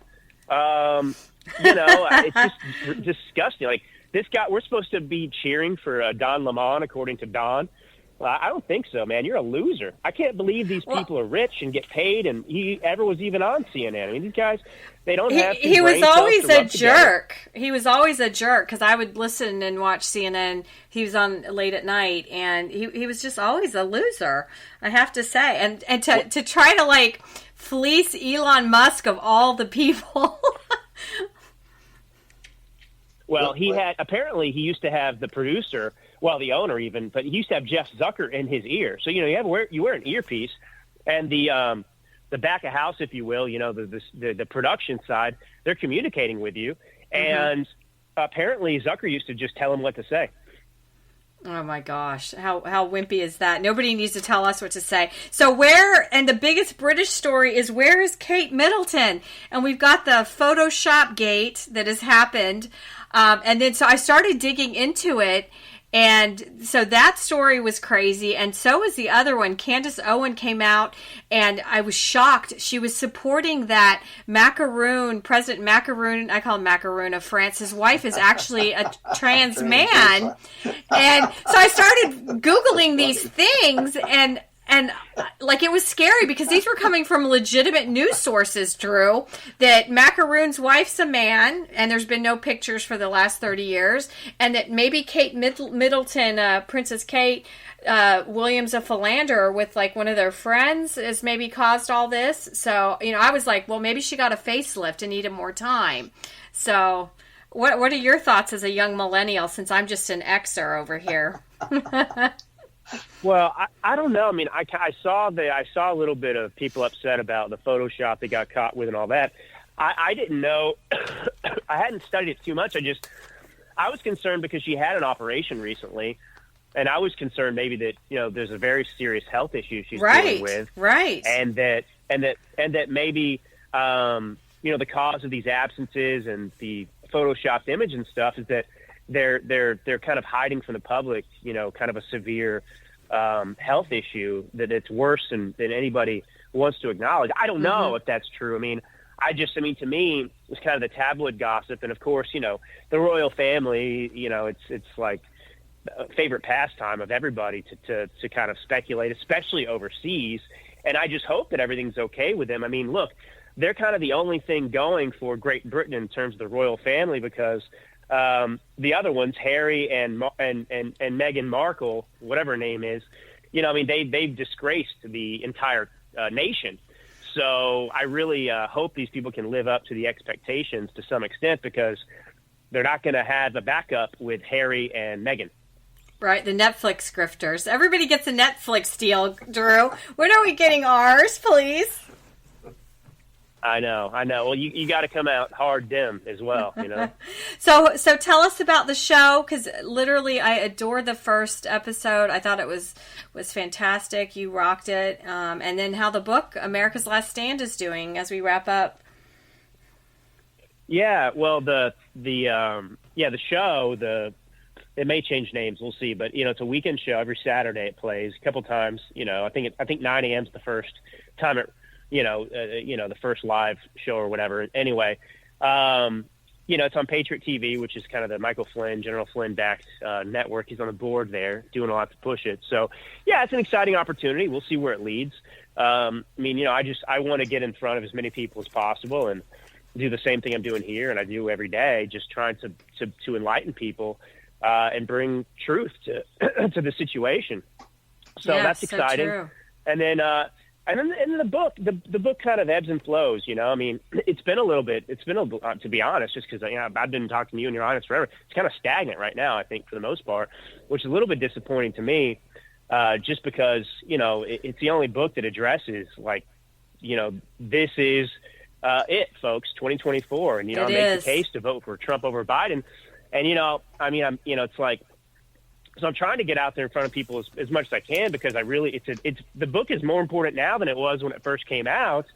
But you know how the world works. I mean, you kind of like, it's hard to keep getting out there about the book. There's so much competition and things like that. So it's okay. I mean, it's not a woe is me. I'm not a victim. The book's done pretty well, and people have read it and have had good feedback, but I just wish that I could find a way to kind of make it front and center for people again, because all these people that are out there that are really contemplating voting for Joe Biden over Trump, they need a copy of this book. And I think that it can do a lot to change minds and persuade hearts. But, people have to know about it and buy it. Well, it's wonderful, and we love talking to our favorite Millennial Minister of Truth, and we'll have you back, Drew. Always wonderful, and I hope you feel better. Oh, thank you. I appreciate it. Thanks for dealing with my occasional coughing. We'll be right back on Veronica Live. Welcome back to Veronica Live. And oh my goodness, we've had such a show already that John and I really haven't gotten to talk this morning. And John, you know I always love to kill myself. So I had my dogs, was walking back to the house. One was in the house, Cupid, and Picasso got off the leash because my friend showed up. And then Cupid came out. I ended up tripping over Cupid, fell on 3 stairs, hit my shin, my hip, my shoulder, and then my head. So I was like wiped out on the ground, and my friend was like, what's happening? You know, so anyways, everybody should have dogs because they try to kill you on a regular basis. And my shoulder is still so swollen. It has been. And the only reason I didn't end up with some sort of brain injury was because my head like schwacked this rubber mat I had out there. But I was literally like 3 steps sprawled out. I was my own Law and Order episode, John. Well, I'll stick with cats. You know, I prefer the automatic. You know. Oh, it would be lovely not to have to walk something. Well, so then I ordered a betta fish because I've always loved having a fish, and my sister has these gorgeous betta fishes. I went around town. They were all ugly, and so my sister ordered hers off eBay, but they're like $50 for a damn betta fish. Wow, that's crazy. So it was actually like a bad betta Tinder date. So I spend $50 for this hot pink Dumbo balloon, you know, gorgeous fish. So the box comes. I open the box and the fish is like brown. Looks like the $7 ones. So I immediately messaged the vendor and I was like, "What the heck? This is not what I signed up for on this beta date." And so the guy was like, give it time. And so I'll have to share the pictures with you. But yeah, the hot pink, gorgeous $50 fish actually is now a deep purple. So it did come alive, but and so I demanded. So I sent another email and I said, here's the picture of this fish, and oh, by the way, I want $10 back. So he immediately credited $10 back for my ugly beta Tinder date fish. It's so ugly. And so, you know, he's like, well, you could send the fish back, but, the poor damn fish, like, barely made it. The thing about betas is it's hard to kill them, number one. Well, that's the thing, is I'm going to be with this fish. Yes, I'm known my fish lived for like 7 years, and so now my beautiful fish is freaking ugly. So you keep what God sends you. I'm keeping the ugly beta fish. But anyways, what a week it was in politics. I mean, that Fani got away with it. That talking in front of all those congressmen. I mean, what I came away with, I mean, he's definitely a never Trumper, but why does Biden get a pass? I'm so sick of him getting a pass. Well, some of it wasn't a pass. You know, I watched some of it, and I was listening to one Democrat, and I can't remember her name, but a typical ignorant Democrat, you know, and she said, well, the report exonerates, Joe Biden, and hers like, the report does not say anything about exonerating anybody. And she's like, this is my time, you can't, I'm claiming my time, it's typical thing. So she's trying to put words into his mouth about what the report says when it doesn't say that. It's just typical Democrat tactic, to do stuff. But, the more the stuff goes on up there, you just got to wonder.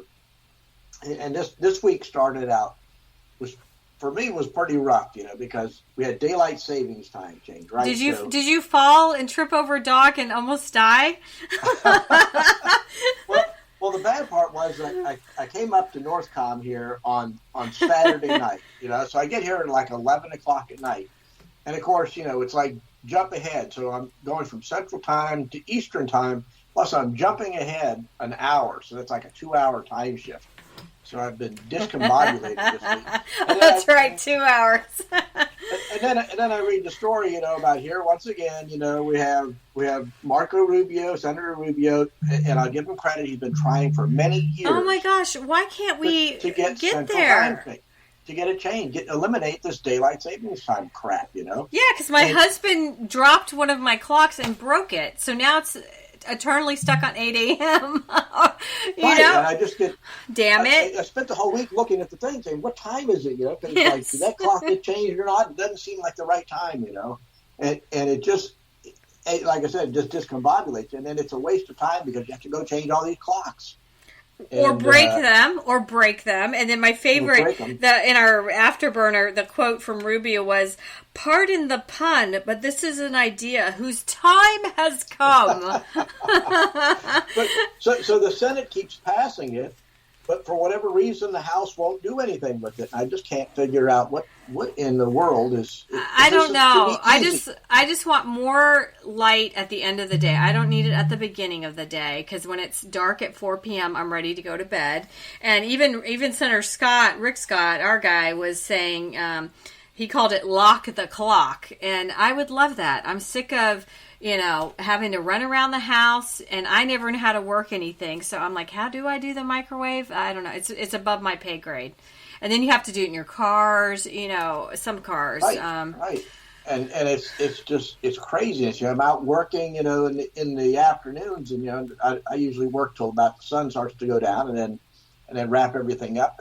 And now I come in the house and it's like 7 o'clock. I haven't eaten dinner yet because it's like it's still daylight outside, and I'm thinking I should be working. Well, I want the daylight outside at the end of the day. But it was funny because church, people mess up the time like they do. So the priest was like really proud of all of us that made it. Exactly, showing up at the right time.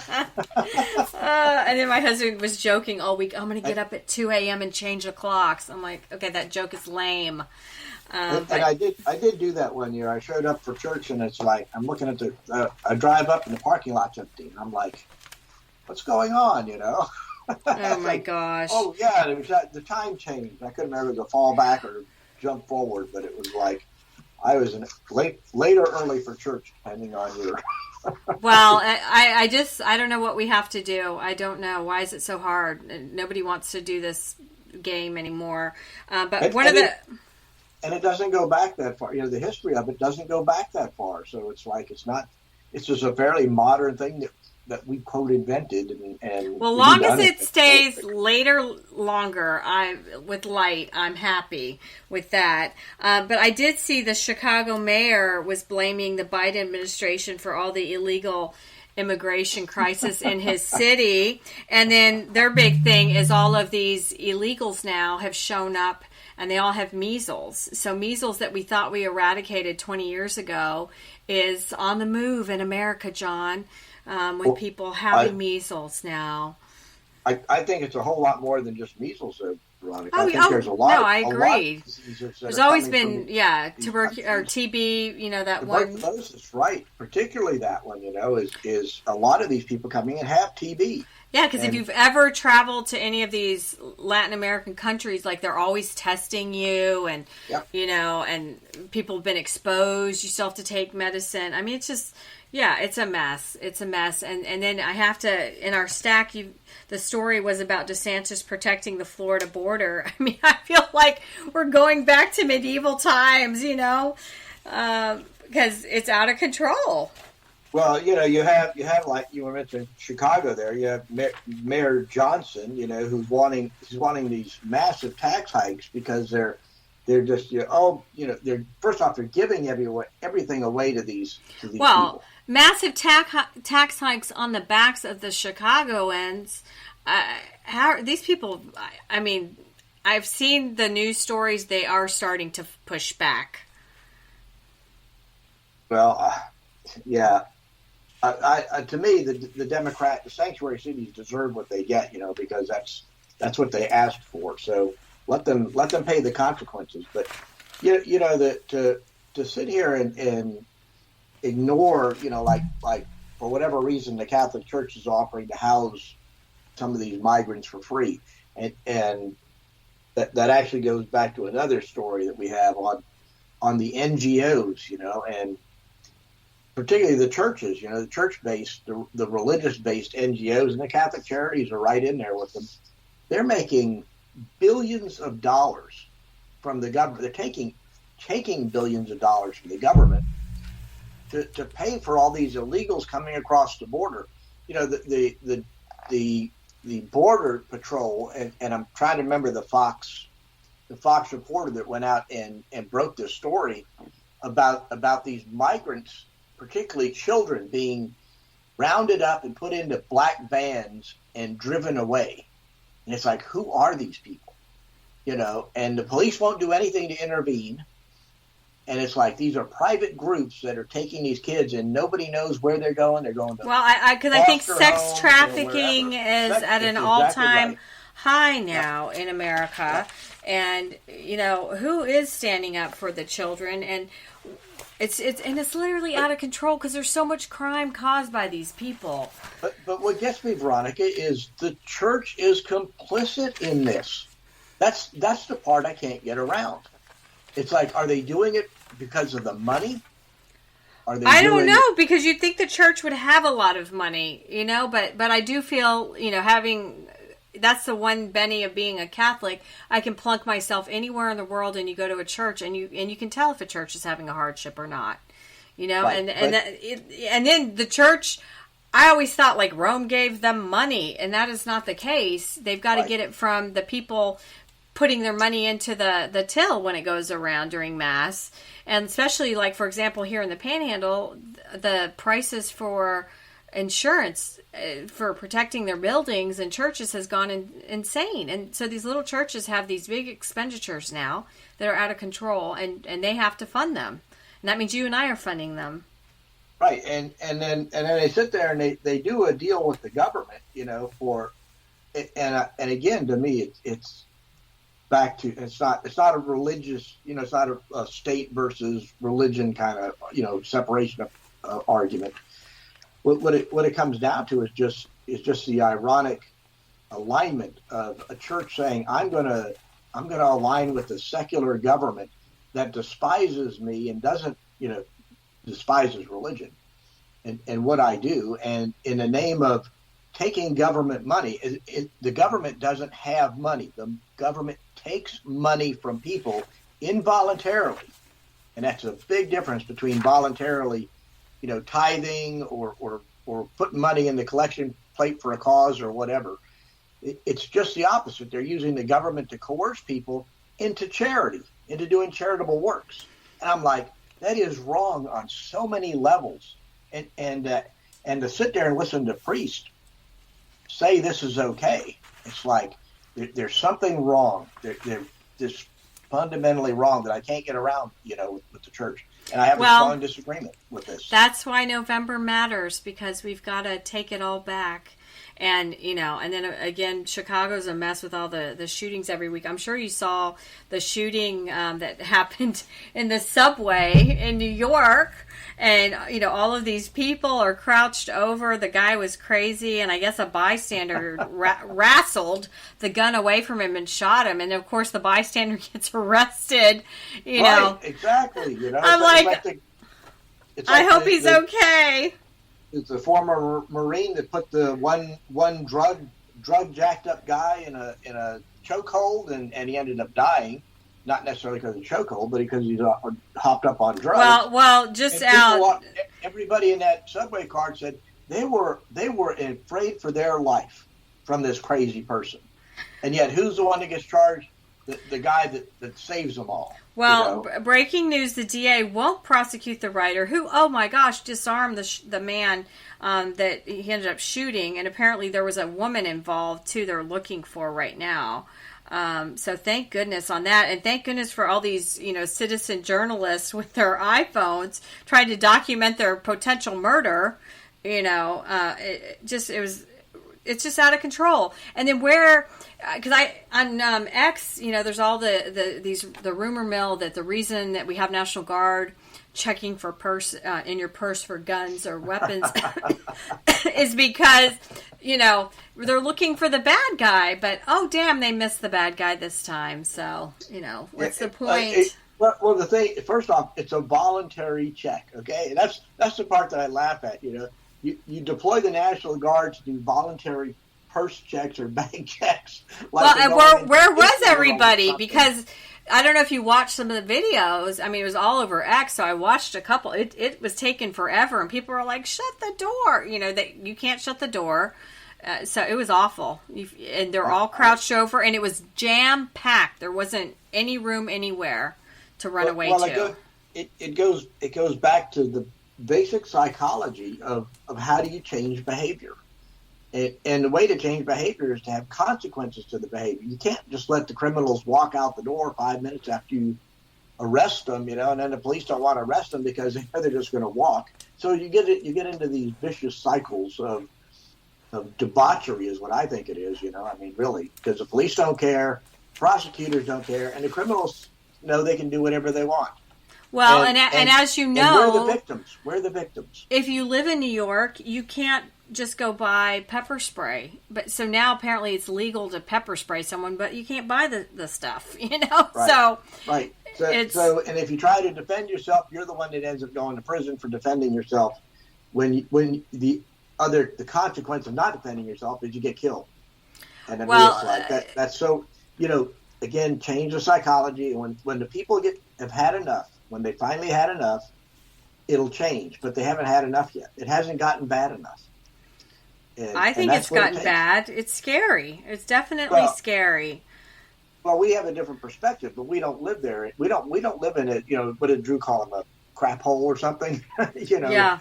Places. We don't live in those kind of places. We live in a freedom area where you go rob somebody or you go try to break somebody's house, you're probably going to end up with a gun pointed at you and somebody willing to pull the trigger. This is a breaking story today. Philadelphia Township is under lockdown after 3 killed in a carjacking, and the suspect's at large. So that's the thing is these people in the old day they'd steal your pizza, but now they steal your pizza, take the money, and then they shoot and kill you. So it's not. You got to be armed. You have to be armed. Right. And it's they say, well, the police. It's like, well, if you're relying on the police, you're already dead or a victim. It's the police can't show up. They can't be anywhere. I've read a story about Elaine Chow's sister. Who's the billionaire wife. Yeah, the one that drowned in her Tesla. Runs the family Chinese shipping business, and it was a horrifying story to read about it, but and you can see all the virtue signaling in there because they own Teslas, because they're wanting to help the planet, and all this kind of stuff. Right. They go to Davos, and pontificate at Davos. So typical, billionaire rich people, and then they get in the car and then she puts it in reverse and backs into a lake and ends up drowning because she's in an electric car and all the electronics short out. And you can't open the windows and you can't open the door and you end up drowning. But what amazed me was it was 25 minutes before anybody showed up, from a government agency to try and do anything. 25 minutes. So it's like back to you need to rely on yourself. You can't be saying everything's government because government is slow and government is incompetent. Well, what's funny... And that certainly proved it in that case. Is I've clicked on the comments and it said maybe authorities should release some details about the shooter. If he remains at large, I think that would be important info to give the public. I wonder what he looks like. And somebody wrote, Swedish tourist named Sven. And then somebody wrote, not happening. It would be politically incorrect. God forbid that they give citizens in the community a heads up with a description of the perp. And, so is this not... Well, you've heard that on reporting. It's like, well, if the shooter's a white guy, you'll immediately hear about it. If the shooter's an illegal or a black or Hispanic, whatever, somehow those facts all get omitted. It's so ridiculous. Someone wrote, we know who they are. Yeah, right. And then someone wrote, another 4th-generation Irish-American senior citizen that just did this. Can't confirm with no description of the suspect, LOL. I mean, this is sad. 3 people are dead now. We don't know who the perps are that are running loose. And it's a Saturday morning in Pennsylvania. Yep. So, it's not going to change until it gets bad enough. And then, and then somebody wrote, the next civil war is coming. Look out after the elections in November. Regardless of who wins, turmoil will ensue. And someone responded, only telling the truth. And then someone wrote, you get it. Get prepared, patriots, and make your list. So, that's the thing. There's some movie coming out named Civil War, and I saw the preview. It was on, I don't even know, it must have been Communist News Network. And it's going to be bloody because, if Trump wins, it's going to be an Antifa BLM moment. And they're going to go burn down stuff again, billions of dollars, and nobody's going to get in their way. And that comes to the story in the stack. Charlemagne, the God, warns Biden's getting his ass kicked everywhere. And they have asks with asterisks. I'm like, we can say ass, people. And I like this quote from him. Well, there's a couple things he says. If we have a threat to democracy on the other side, what's wrong with asking that question? And they still are they still a winnable ticket? When you look at the polls, when you look at the approval rating, what's wrong with asking that question? When David Axelrod said it, nobody said anything. But he said, but when the black guy from the hip hop station in a hoodie says something, then everybody has a problem with it. Any power that I have is derived from the people. I'm literally only asking the questions that I hear every day working class people ask me when they call into the radio station. So these are things that I'm hearing about that people are saying, right? So now people are waking up. Right, but they don't want to talk about it because then when it's like the descriptions, okay? If you don't say that the guy was black or Hispanic, as far as the criminal description goes, then it doesn't exist because you didn't talk about it, you didn't mention it. Well, this is so funny because he doubled down on the issue of illegal immigrants flooding blue cities despite the criticism from the left. And he says, you have people in Chicago, you have people in New York complaining about the resources that they feel the migrants, well, he says migrants, the illegals, I'm going to add that, we're getting, that people in the community that have been there forever aren't receiving. And you literally had MSNBC run a headline that said, Charlemagne the God is pushing MAGA messaging. Now, 2 months later, everybody's talking about is the border. So literally, my answer came from talking to regular, everyday people. So how is it MAGA messaging if it's coming from the people? Oh my gosh! The funny you part go, Charlemagne. It's not MAGA messaging because think about what he said. The people in the community are upset because the resources that they quote are entitled to are their EBT cards. Right.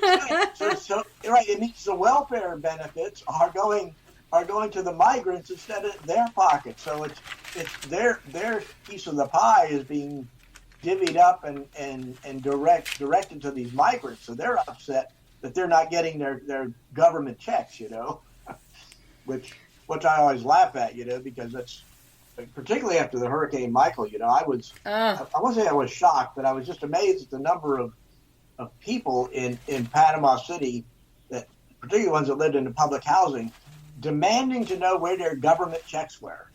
Where's my FEMA check? Where's this check? Where's that check? It's like, why don't you get off your dead ass and go get a job and not have to rely on the government to get a check? Well, it is funny that some Dems are waking up and that now Charlemagne's Charlemagne talks and he equals a MAGA comment. So welcome to our club, Charlemagne. Yeah, that shows you how bad things are when they're my criticizing gosh. him. Yeah, well, I wish we could play it, but Bill Maher, I sent it to you, the Cojones Awards he gave out after the Oscars, and they're quite funny. So I'll have to share that on Facebook because the man is a liberal, but he's a liberal I love because he also has clarity in these issues. It's just out of control that, and Biden gets a pass, Fani gets a pass, everybody gets a pass except for you or me. We have to keep working 24/7. Well, we're paying for all this foolishness is the problem, and that's what irritates me more than anything. I get up every day and do something, do some work, try to be productive and take care of myself and family and stuff like that. to me, that's a responsible thing to do, and it's the natural thing to do. I think being a lazy, good for nothing, sit on the couch and watch TV and eating potato chips and from the ever smaller bag, as Joe Biden says. Oh my gosh. Maybe they'll lose some weight. I mean, I'm trying to remember that. Oh, the song "Rich Man North of Richmond." I don't know if yes, if yeah. That was so good. If you're 5'2" and 300 pounds, I ought to not be paying for your fudge rounds. That says it all.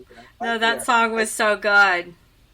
You know what amazes me about that, Veronica, is the number of black commentators that I've, you can watch on some of these YouTube things there where somebody will play the song and then they'll have like these, a black group discuss it.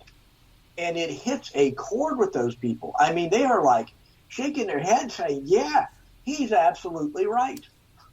Because we are right. Because people that actually have a work ethic know that we're right. I mean, there's been all these YouTube, of this week, or TikToks this week too.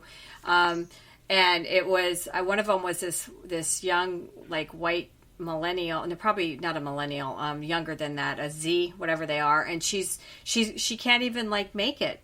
She is trying to make it and work, and she's not making it. Oh, is that the one that was sitting there crying on the bed or whatever? About, I think that's the one that she's trying to make it. So, you have to give her credit. At least she doesn't have an OnlyFans, like Charlie Sheen's daughter is having sex with somebody on the OnlyFans. Like, oh, great, you're a porn star. That's great. That's what your dad used to like. Well, a couple more things. That was not unexpected, but... Yeah, sorry. Well, that's breaking news. But anyways, Matt Gaetz campaigns against fellow House Republican, despite leadership pleas not to. He was on the trail with a primary challenger to Representative Tony Gonzalez, and he's supporting Brandon Herrera, a pro-gun social media influencer. Wow.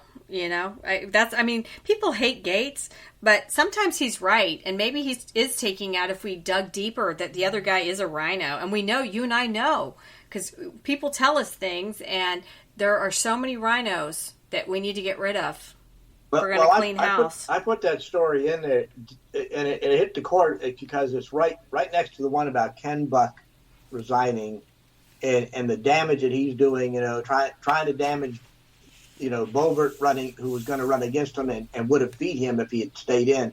So to me, he's just a piece of chicken crap garbage, is what he is, because he was afraid to face her in an election. He knew she would beat him. And so what does he do? He resigns and quits. He signed up for a 2-year. He signed up for 2 years, right? And 2 years is nothing. Oh my gosh. And he quits 18 months. Literally nothing. Right, it's not health problem. It's not. And just problem. like Santos, because Santos now every Wednesday night he's got some funny show late at night on X. Right.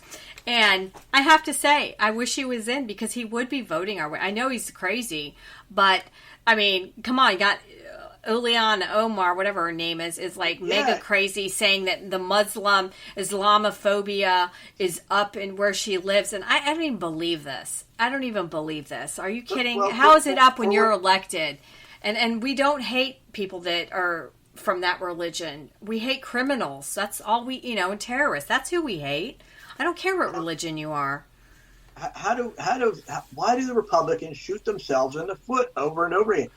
Where did this political purity test come from that, he lied, So the House Ethics Committee found out that he lied, and there's been no criminal charges proved against him yet, okay? Yeah. None. Yet they boot him out based on innuendo, basically, and whatever charges you want to say they're politically motivated. Well, he would have voted every which way they wanted. So right. Yeah. But did he lie? Well, they all lie. Okay, so that's no basis for throwing anybody out. So where does this particularly the guy, the Republican that heads the House Ethics Committee, who's a New York Republican, where does he get off saying we need to boot Santos out because we want to be purer than the Democrats? Well, the purity test as nobody's Snow White up there. I'll tell you. Right, exactly. They're all lying to get ahead. We're in a political civil war. We're already in a civil war. It's a political civil war. Well, wait till November. If Trump wins, and I don't know. It's so scary. And then that's another story that's in the afterburner. Is secret files suggest FBI effort to encourage political violence ahead of the 2020 election. Yep. And it has all of these samples in here.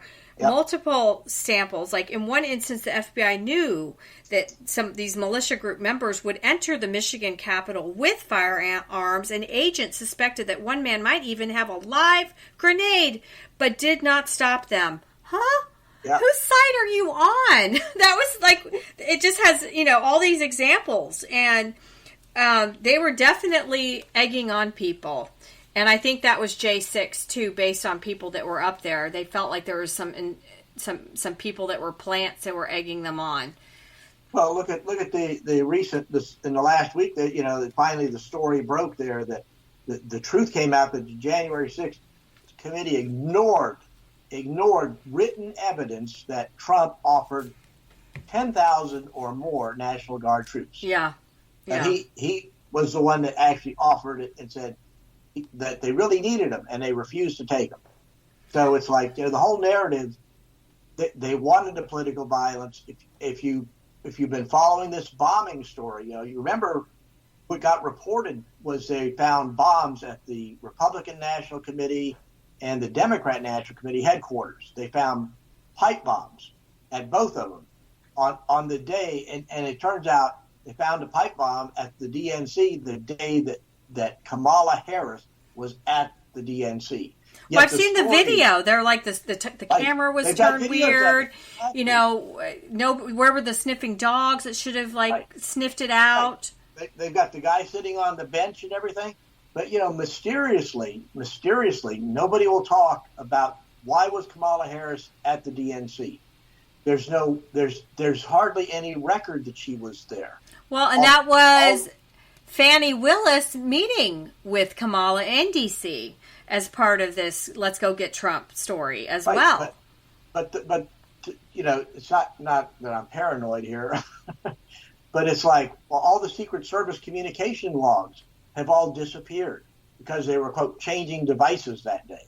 I was like, well, that's kind of interesting. The day they're having the electors in Congress certify the election, all the Secret Service decides to change all their communication devices and get rid of all the logs. Somehow, mysteriously, the cell phone records for that area have all been scrambled for some reason, So the cell phone records, who was there, and the geofencing and all that's been kind of scrambled. The videos, there's a pan tilt zoom video camera that somehow was on the blink that day, even though other cameras picked up some of this stuff. And it's like, who would have planted this bomb? And that's kind of what the theory is that this was actually a government operation, that this was somebody in the U.S. government that planted these bombs there in order to generate a story, a narrative that the Republicans, the MAGA people were trying to bomb Kamala Harris, to trying to assassinate her, which may be why Joe picked her for well, vice president. What about all the suppression of this story and the 10,000 troops, and then I guess they finally agreed to 300 National Guard that were unarmed? Huh? Why? Especially having been up to a Trump inauguration, you've got to have people that are armed around handling things. Well, that before the election happened, that was one of the things based on the summer of discontent, where they had all these riots in these cities and stuff with Black Lives Matter and Antifa and all these other idiot organizations. The conjecture was if Trump won, those people were going to go to Washington and burn it down. That was a conjecture. And that was why Trump was offering the 10,000 National Guard troops, because supposedly BLM and Antifa were the ones that were going to come and cause the problems, not Trump supporters. And it was just this serendipity that these people went down there and went into the Capitol, and none of them were armed. There was nobody trying to take over the country. These were just people from a rally that went down there, and the police opened the doors, and some of them walked in. Okay, so did some people break things? Yeah, they did. They should go to jail and all that stuff. But the narrative served the political purpose better than the BLM Antifa riots, which I think they were already prepped to do that until the January 6th stuff happened, and then they quickly backed it all out. And well, Liz Cheney is saying that all of this is a lie, and that and then she tweeted out that that all of this is a lie, and that Kash Patel, I guess, was one of the witnesses, and some judge ruled he was not credible. And then Mark Levin went after her. Sleazy Liz Cheney needs to receive some of the Stalinist medicine she introduced into the body politic against scores of patriotic Americans. She needs to be compelled to testify under oath about, among other things, what knowledge she may have about all of this stuff. You know what I'm saying? So, possible witness tampering, censorship of exculpatory information and testimony, the destruction of committee evidence and data. This is very, very important. So, everybody's getting away with murder. And Liz is definitely a rhino. Rhino. Well, you got to remember that the Republicans officially did not appoint anybody to that committee. It was Nancy Pelosi that appointed Liz Cheney. And then Adam, what's his name? Katzenberg or something. He's also a rhino. That's Kinzinger. Yeah. So they were Democrat stooges. They weren't Republicans. The two Republicans that was it McCarthy? I guess it was McCarthy we wanted to put on the committee. And one of them was Jim Jordan, which Nancy Pelosi refused to allow on the committee. Yeah, because he's the cleanest of them all. Right. So he would have pushed and pushed and pushed to get to the bottom of it and not let it stand. But what they wanted was Republicans that hated Trump, and that's what they got. One of the things, there are two more stories I definitely want to mention before we get to our little cartoons that you love to send me. But the high price of Democrats' anti-Trump law lawfare. The newest buzzword in our politics is lawfare. Oh my gosh, I can't even say it. Is lawfare, or using the legal system as a weapon against a political opponent. And right? And taking all Trump's money. Lawfare, Lawfare. I never heard that word until you sent me this Wall Street Journal opinion article. It's basically warfare using the law. And the problem is it makes what we're seeing is the law is twisted and bent to get the results they want, and it depends on where you live at and whether you're a Democrat or Republican. If you're in a blue state, a blue city, and you're a Democrat, well, everything is fair game. You do whatever you want. I bet you Senator Menendez and his wife, who got another set of indictments this past week. This is the gold bar guy, that had gold bars. I'll take some of those gold bars, damn it, and a new car. All this cash. I guarantee you, he's gonna walk again. He was tried once on Medicare fraud and political bribery. He's gross, and he's probably all over the Epstein Island because that man was always running with young women. Not of his age, But the fact is the law now comes down to where you live. If you're in Atlanta, and you're a Democrat, you're probably fine. If you're a Republican, boy, you better watch out because Fani Willis is coming after you. And we've changed the purpose of the law from prosecuting criminals to targeting people and then finding crimes that we can prosecute those people for, which is it's a perversion of the law, and why it's allowed to stand. The thing, Veronica, I can't understand. You had these local judges in New York. Trump was tried in New York, no trial. The judge just went in there and says, "You're guilty." Okay, and he's so gross. That judge. Okay? Oh, that judge is Donald Trump was such a creeper. To defend himself or anything else. The only thing the trial came down to was the amount of damages. Yeah, he'd already been found guilty without a trial. It's like, how can you be found guilty in this country without a trial? No jury, nothing. The judge said, you're guilty. And then we get the same thing in Atlanta here. We've got a Democrat judge running for re-election against, and he's got a prosecutor in front of him that he used to work for, and she's a black Democrat in a black majority city, and he knows if he whacks her, a black woman, this is power politics, okay? He knows if he throws her off the case, gets her disbarred or anything else for lying, he is done as a judge. He will lose that election so bad, it won't be funny. So he's making a political judgment and not a legal judgment. Where are the adults in the room? Where is the Supreme Court of Georgia putting a stop to this? Where's the Supreme Court of New York putting a stop to it? Not going to happen. Where's the governor? Where's Governor Kemp at? Not anywhere in sight to stop this abuse. Of course, Kathy Hochul up in New York, not going to stop any New York judge. So where's the federal government? Where's the federal justices coming in saying, where's the Supreme Court saying this? You can't do this, but it happens anyways. So it'll be 5 years from now. It'll get to the Supreme Court. They'll throw it all out as illegal stuff. But in the meantime, that the Democrats have their narratives. It's just frightening and it's sad to see this country, get deteriorated at this point. Well, and it continues because even Pence came out yesterday and said he will not endorse. He will not endorse Trump. Pence is out. So I wrote, time for a timeout. Tell him to go stand in the corner with Nikki. So that was my big Twitter tweet. So, oh my gosh. When you can't sleep, it's good to be on X. It's good to be on X. I'm still puzzled by that.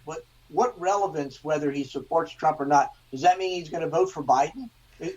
That's his alternative, okay? Really, you love our country, and they're like, oh, he's still trying to be politically relevant, and he still wants to run. I'm not voting for your ass. And many years ago, when Trump first ran, and they came and did a rally here, I got to. He came and did a Pence rally on the beach, and I actually wrote a prayer and got to deliver it.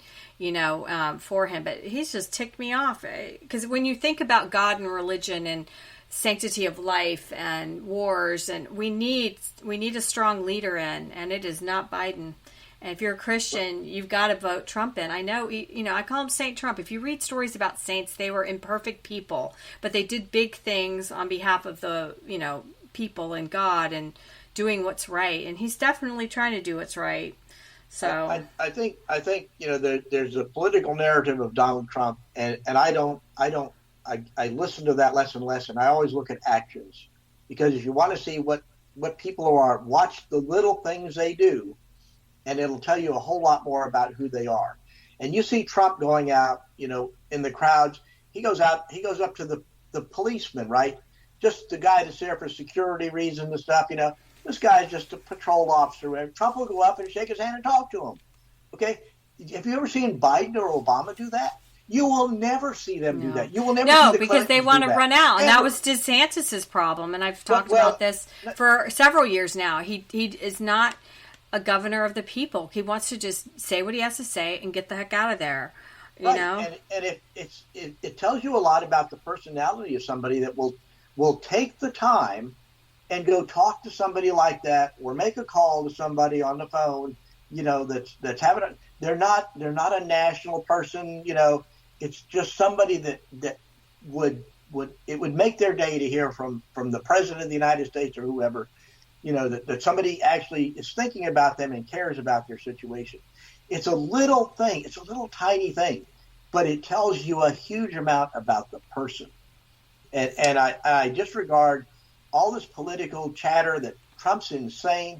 First off, he's not insane, okay? And that he's narcissistic and, he thinks different because he's a billionaire, okay? He's got he does, yeah. I want some of that.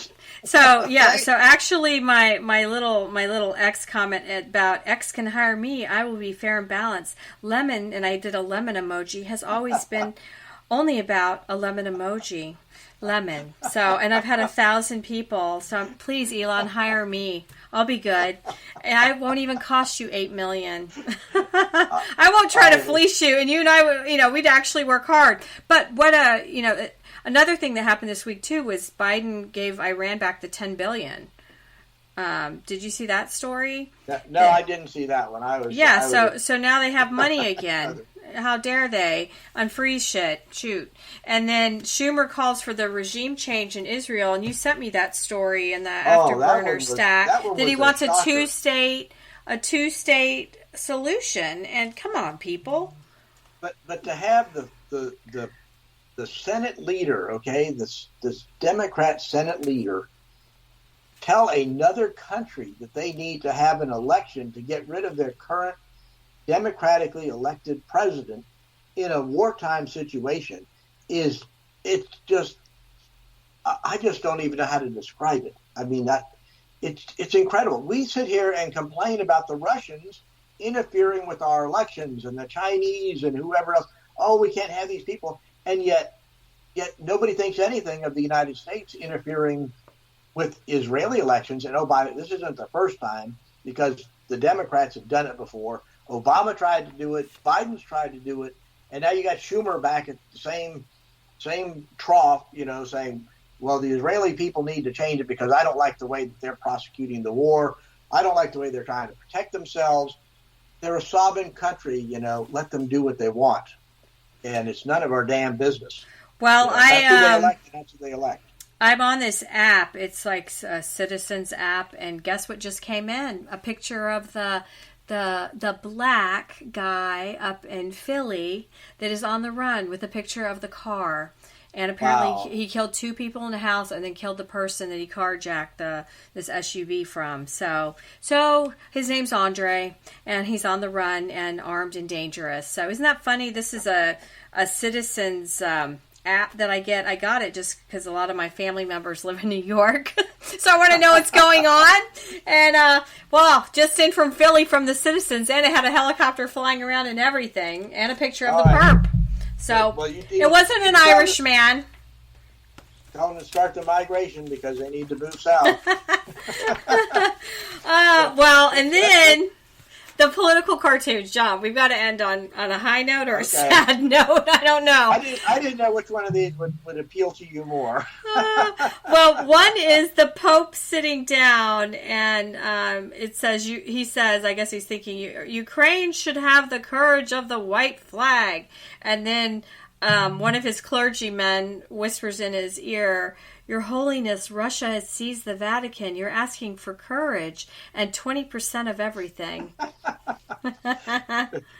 They're asking for what Sam Hartwell was saying about the Russians. Until it's on your doorstep, nobody's going to care. And so they're asking for courage and 20% of everything. So that's what it is. It's about money and control and power. And until you're feeling the pain, you don't really care. And, so what a brave warrior that Sam Hartwell. He could just be relaxing somewhere in Italy or back here in Florida with his feet kicked up, but he actually cares. And that's what was sad about talking with him. It's just the gruesomeness of warfare. It's so barbaric, and when he talked about the youth, 18 to whatever, they want to be doing their TikTok stuff, which was another story this week. It was the TikTok, trying to ban TikTok. What worries me about, and I should have asked Drew about it, TikTok is, once you go after TikTok, yes, I don't want the Chinese involved. Apparently it's on 170 million phones. Is once they go after TikTok, I always feel like talk conservative radio is the next in the crosshairs that they're going to go after, be it a podcast that we're doing, that's next. Well, the thing about the TikTok situation that I find interesting is I want the same rules applied to TikTok that the Chinese applied to TikTok for their country, because the TikTok experience, and it's called something else in China, but it's basically the same thing. It's very different. They don't allow all the it's a dumbed down version, right, with their political propaganda they're putting out. You know what I'm Right. saying? So- It's probably not so kids, sniffing cinnamon or eating Tide Pods. But the really interesting piece about that is the algorithm that makes TikTok work the way it does. The Chinese government has declared that Chinese intellectual property, and they will not allow it to be exported. So even if somebody buys TikTok, they're not getting TikTok. They're not getting the algorithm that runs it. They say, oh, well, the servers are hosted by Oracle in Texas and all this kind of stuff. It's like that's where the data resides. That's just data. That's not the algorithm of how the app works, and that's the critical piece. So they may get some investor groups, and Steve Mnuchin is leading one. I can't remember the guy that founded Rumble is another one, but there's 2 or 3 groups out there, conservative groups, that are putting together offers to buy TikTok. And what it ends up, if they do sell it, they're not getting the algorithm. The Chinese government is not going to allow the algorithm to be exported. So, all this crap about TikTok, ban it if you want to ban it, but, presume the Chinese government is spying on us. Through my Amazon Alexa, Actually, I'm not concerned about the Chinese spying on us. It's all the information that all the big tech companies are collecting on us. Well, that was, somebody sent me, I think it was a Wall Street Journal article about all the places that can be hacked. Yep. Your light bulb, which I have Gucci light bulbs. I've got Alexas in every room.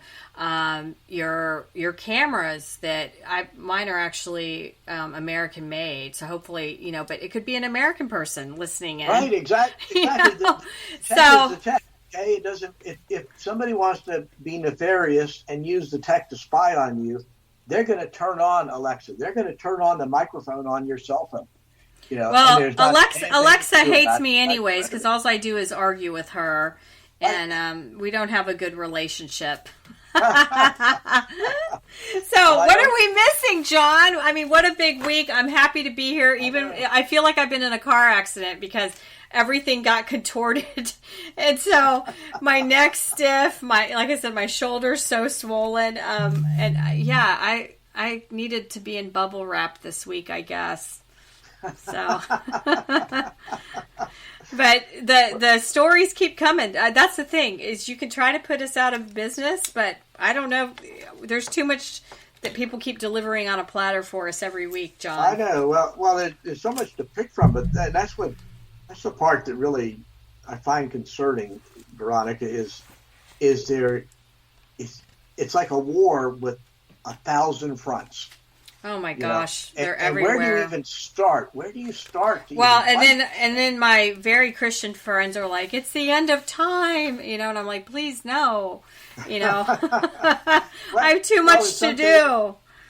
Well, in some cases, it may not be a bad thing. But. Well, when I was passed out on the 3 steps and hit my head, I was like, "Oh my God, this is not how I want to go out on my front steps." And so I told my husband I was going to sprinkle holy water because a couple weeks ago I had the crazy squirrel, and when I went out with the dogs, the squirrel jumped from the side of the roof over my head to the other part of the door, and I almost ended up with the squirrel in my hair.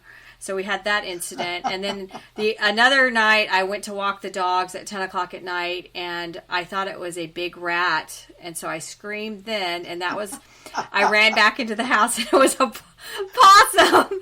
So the holy water's coming out, John. We're going to sprinkle that front door, especially now that I almost, that's not the way we need to go. The world needs us. But we have some big guests. Next week, our next show, we're going to have State Attorney Larry Bassford is joining us. He had COVID this weekend, so he couldn't join us. But because we had a great conversation with the candidate running against him, and so I cannot wait to have the State Attorney Bassford on. And then this week, too, Representative Dr. Rudman reached out to me, and I met him in January. He's a Libertarian over in Gates, Congressman Gates' area, and he was like, "Veronica, when can I come on? I'm ready to come on." So I'm going to have him on the weekend, the week after Easter, and he is so fun. And he's one of those, I know he's a libertarian, but he doesn't care what people think, and he's going to push back.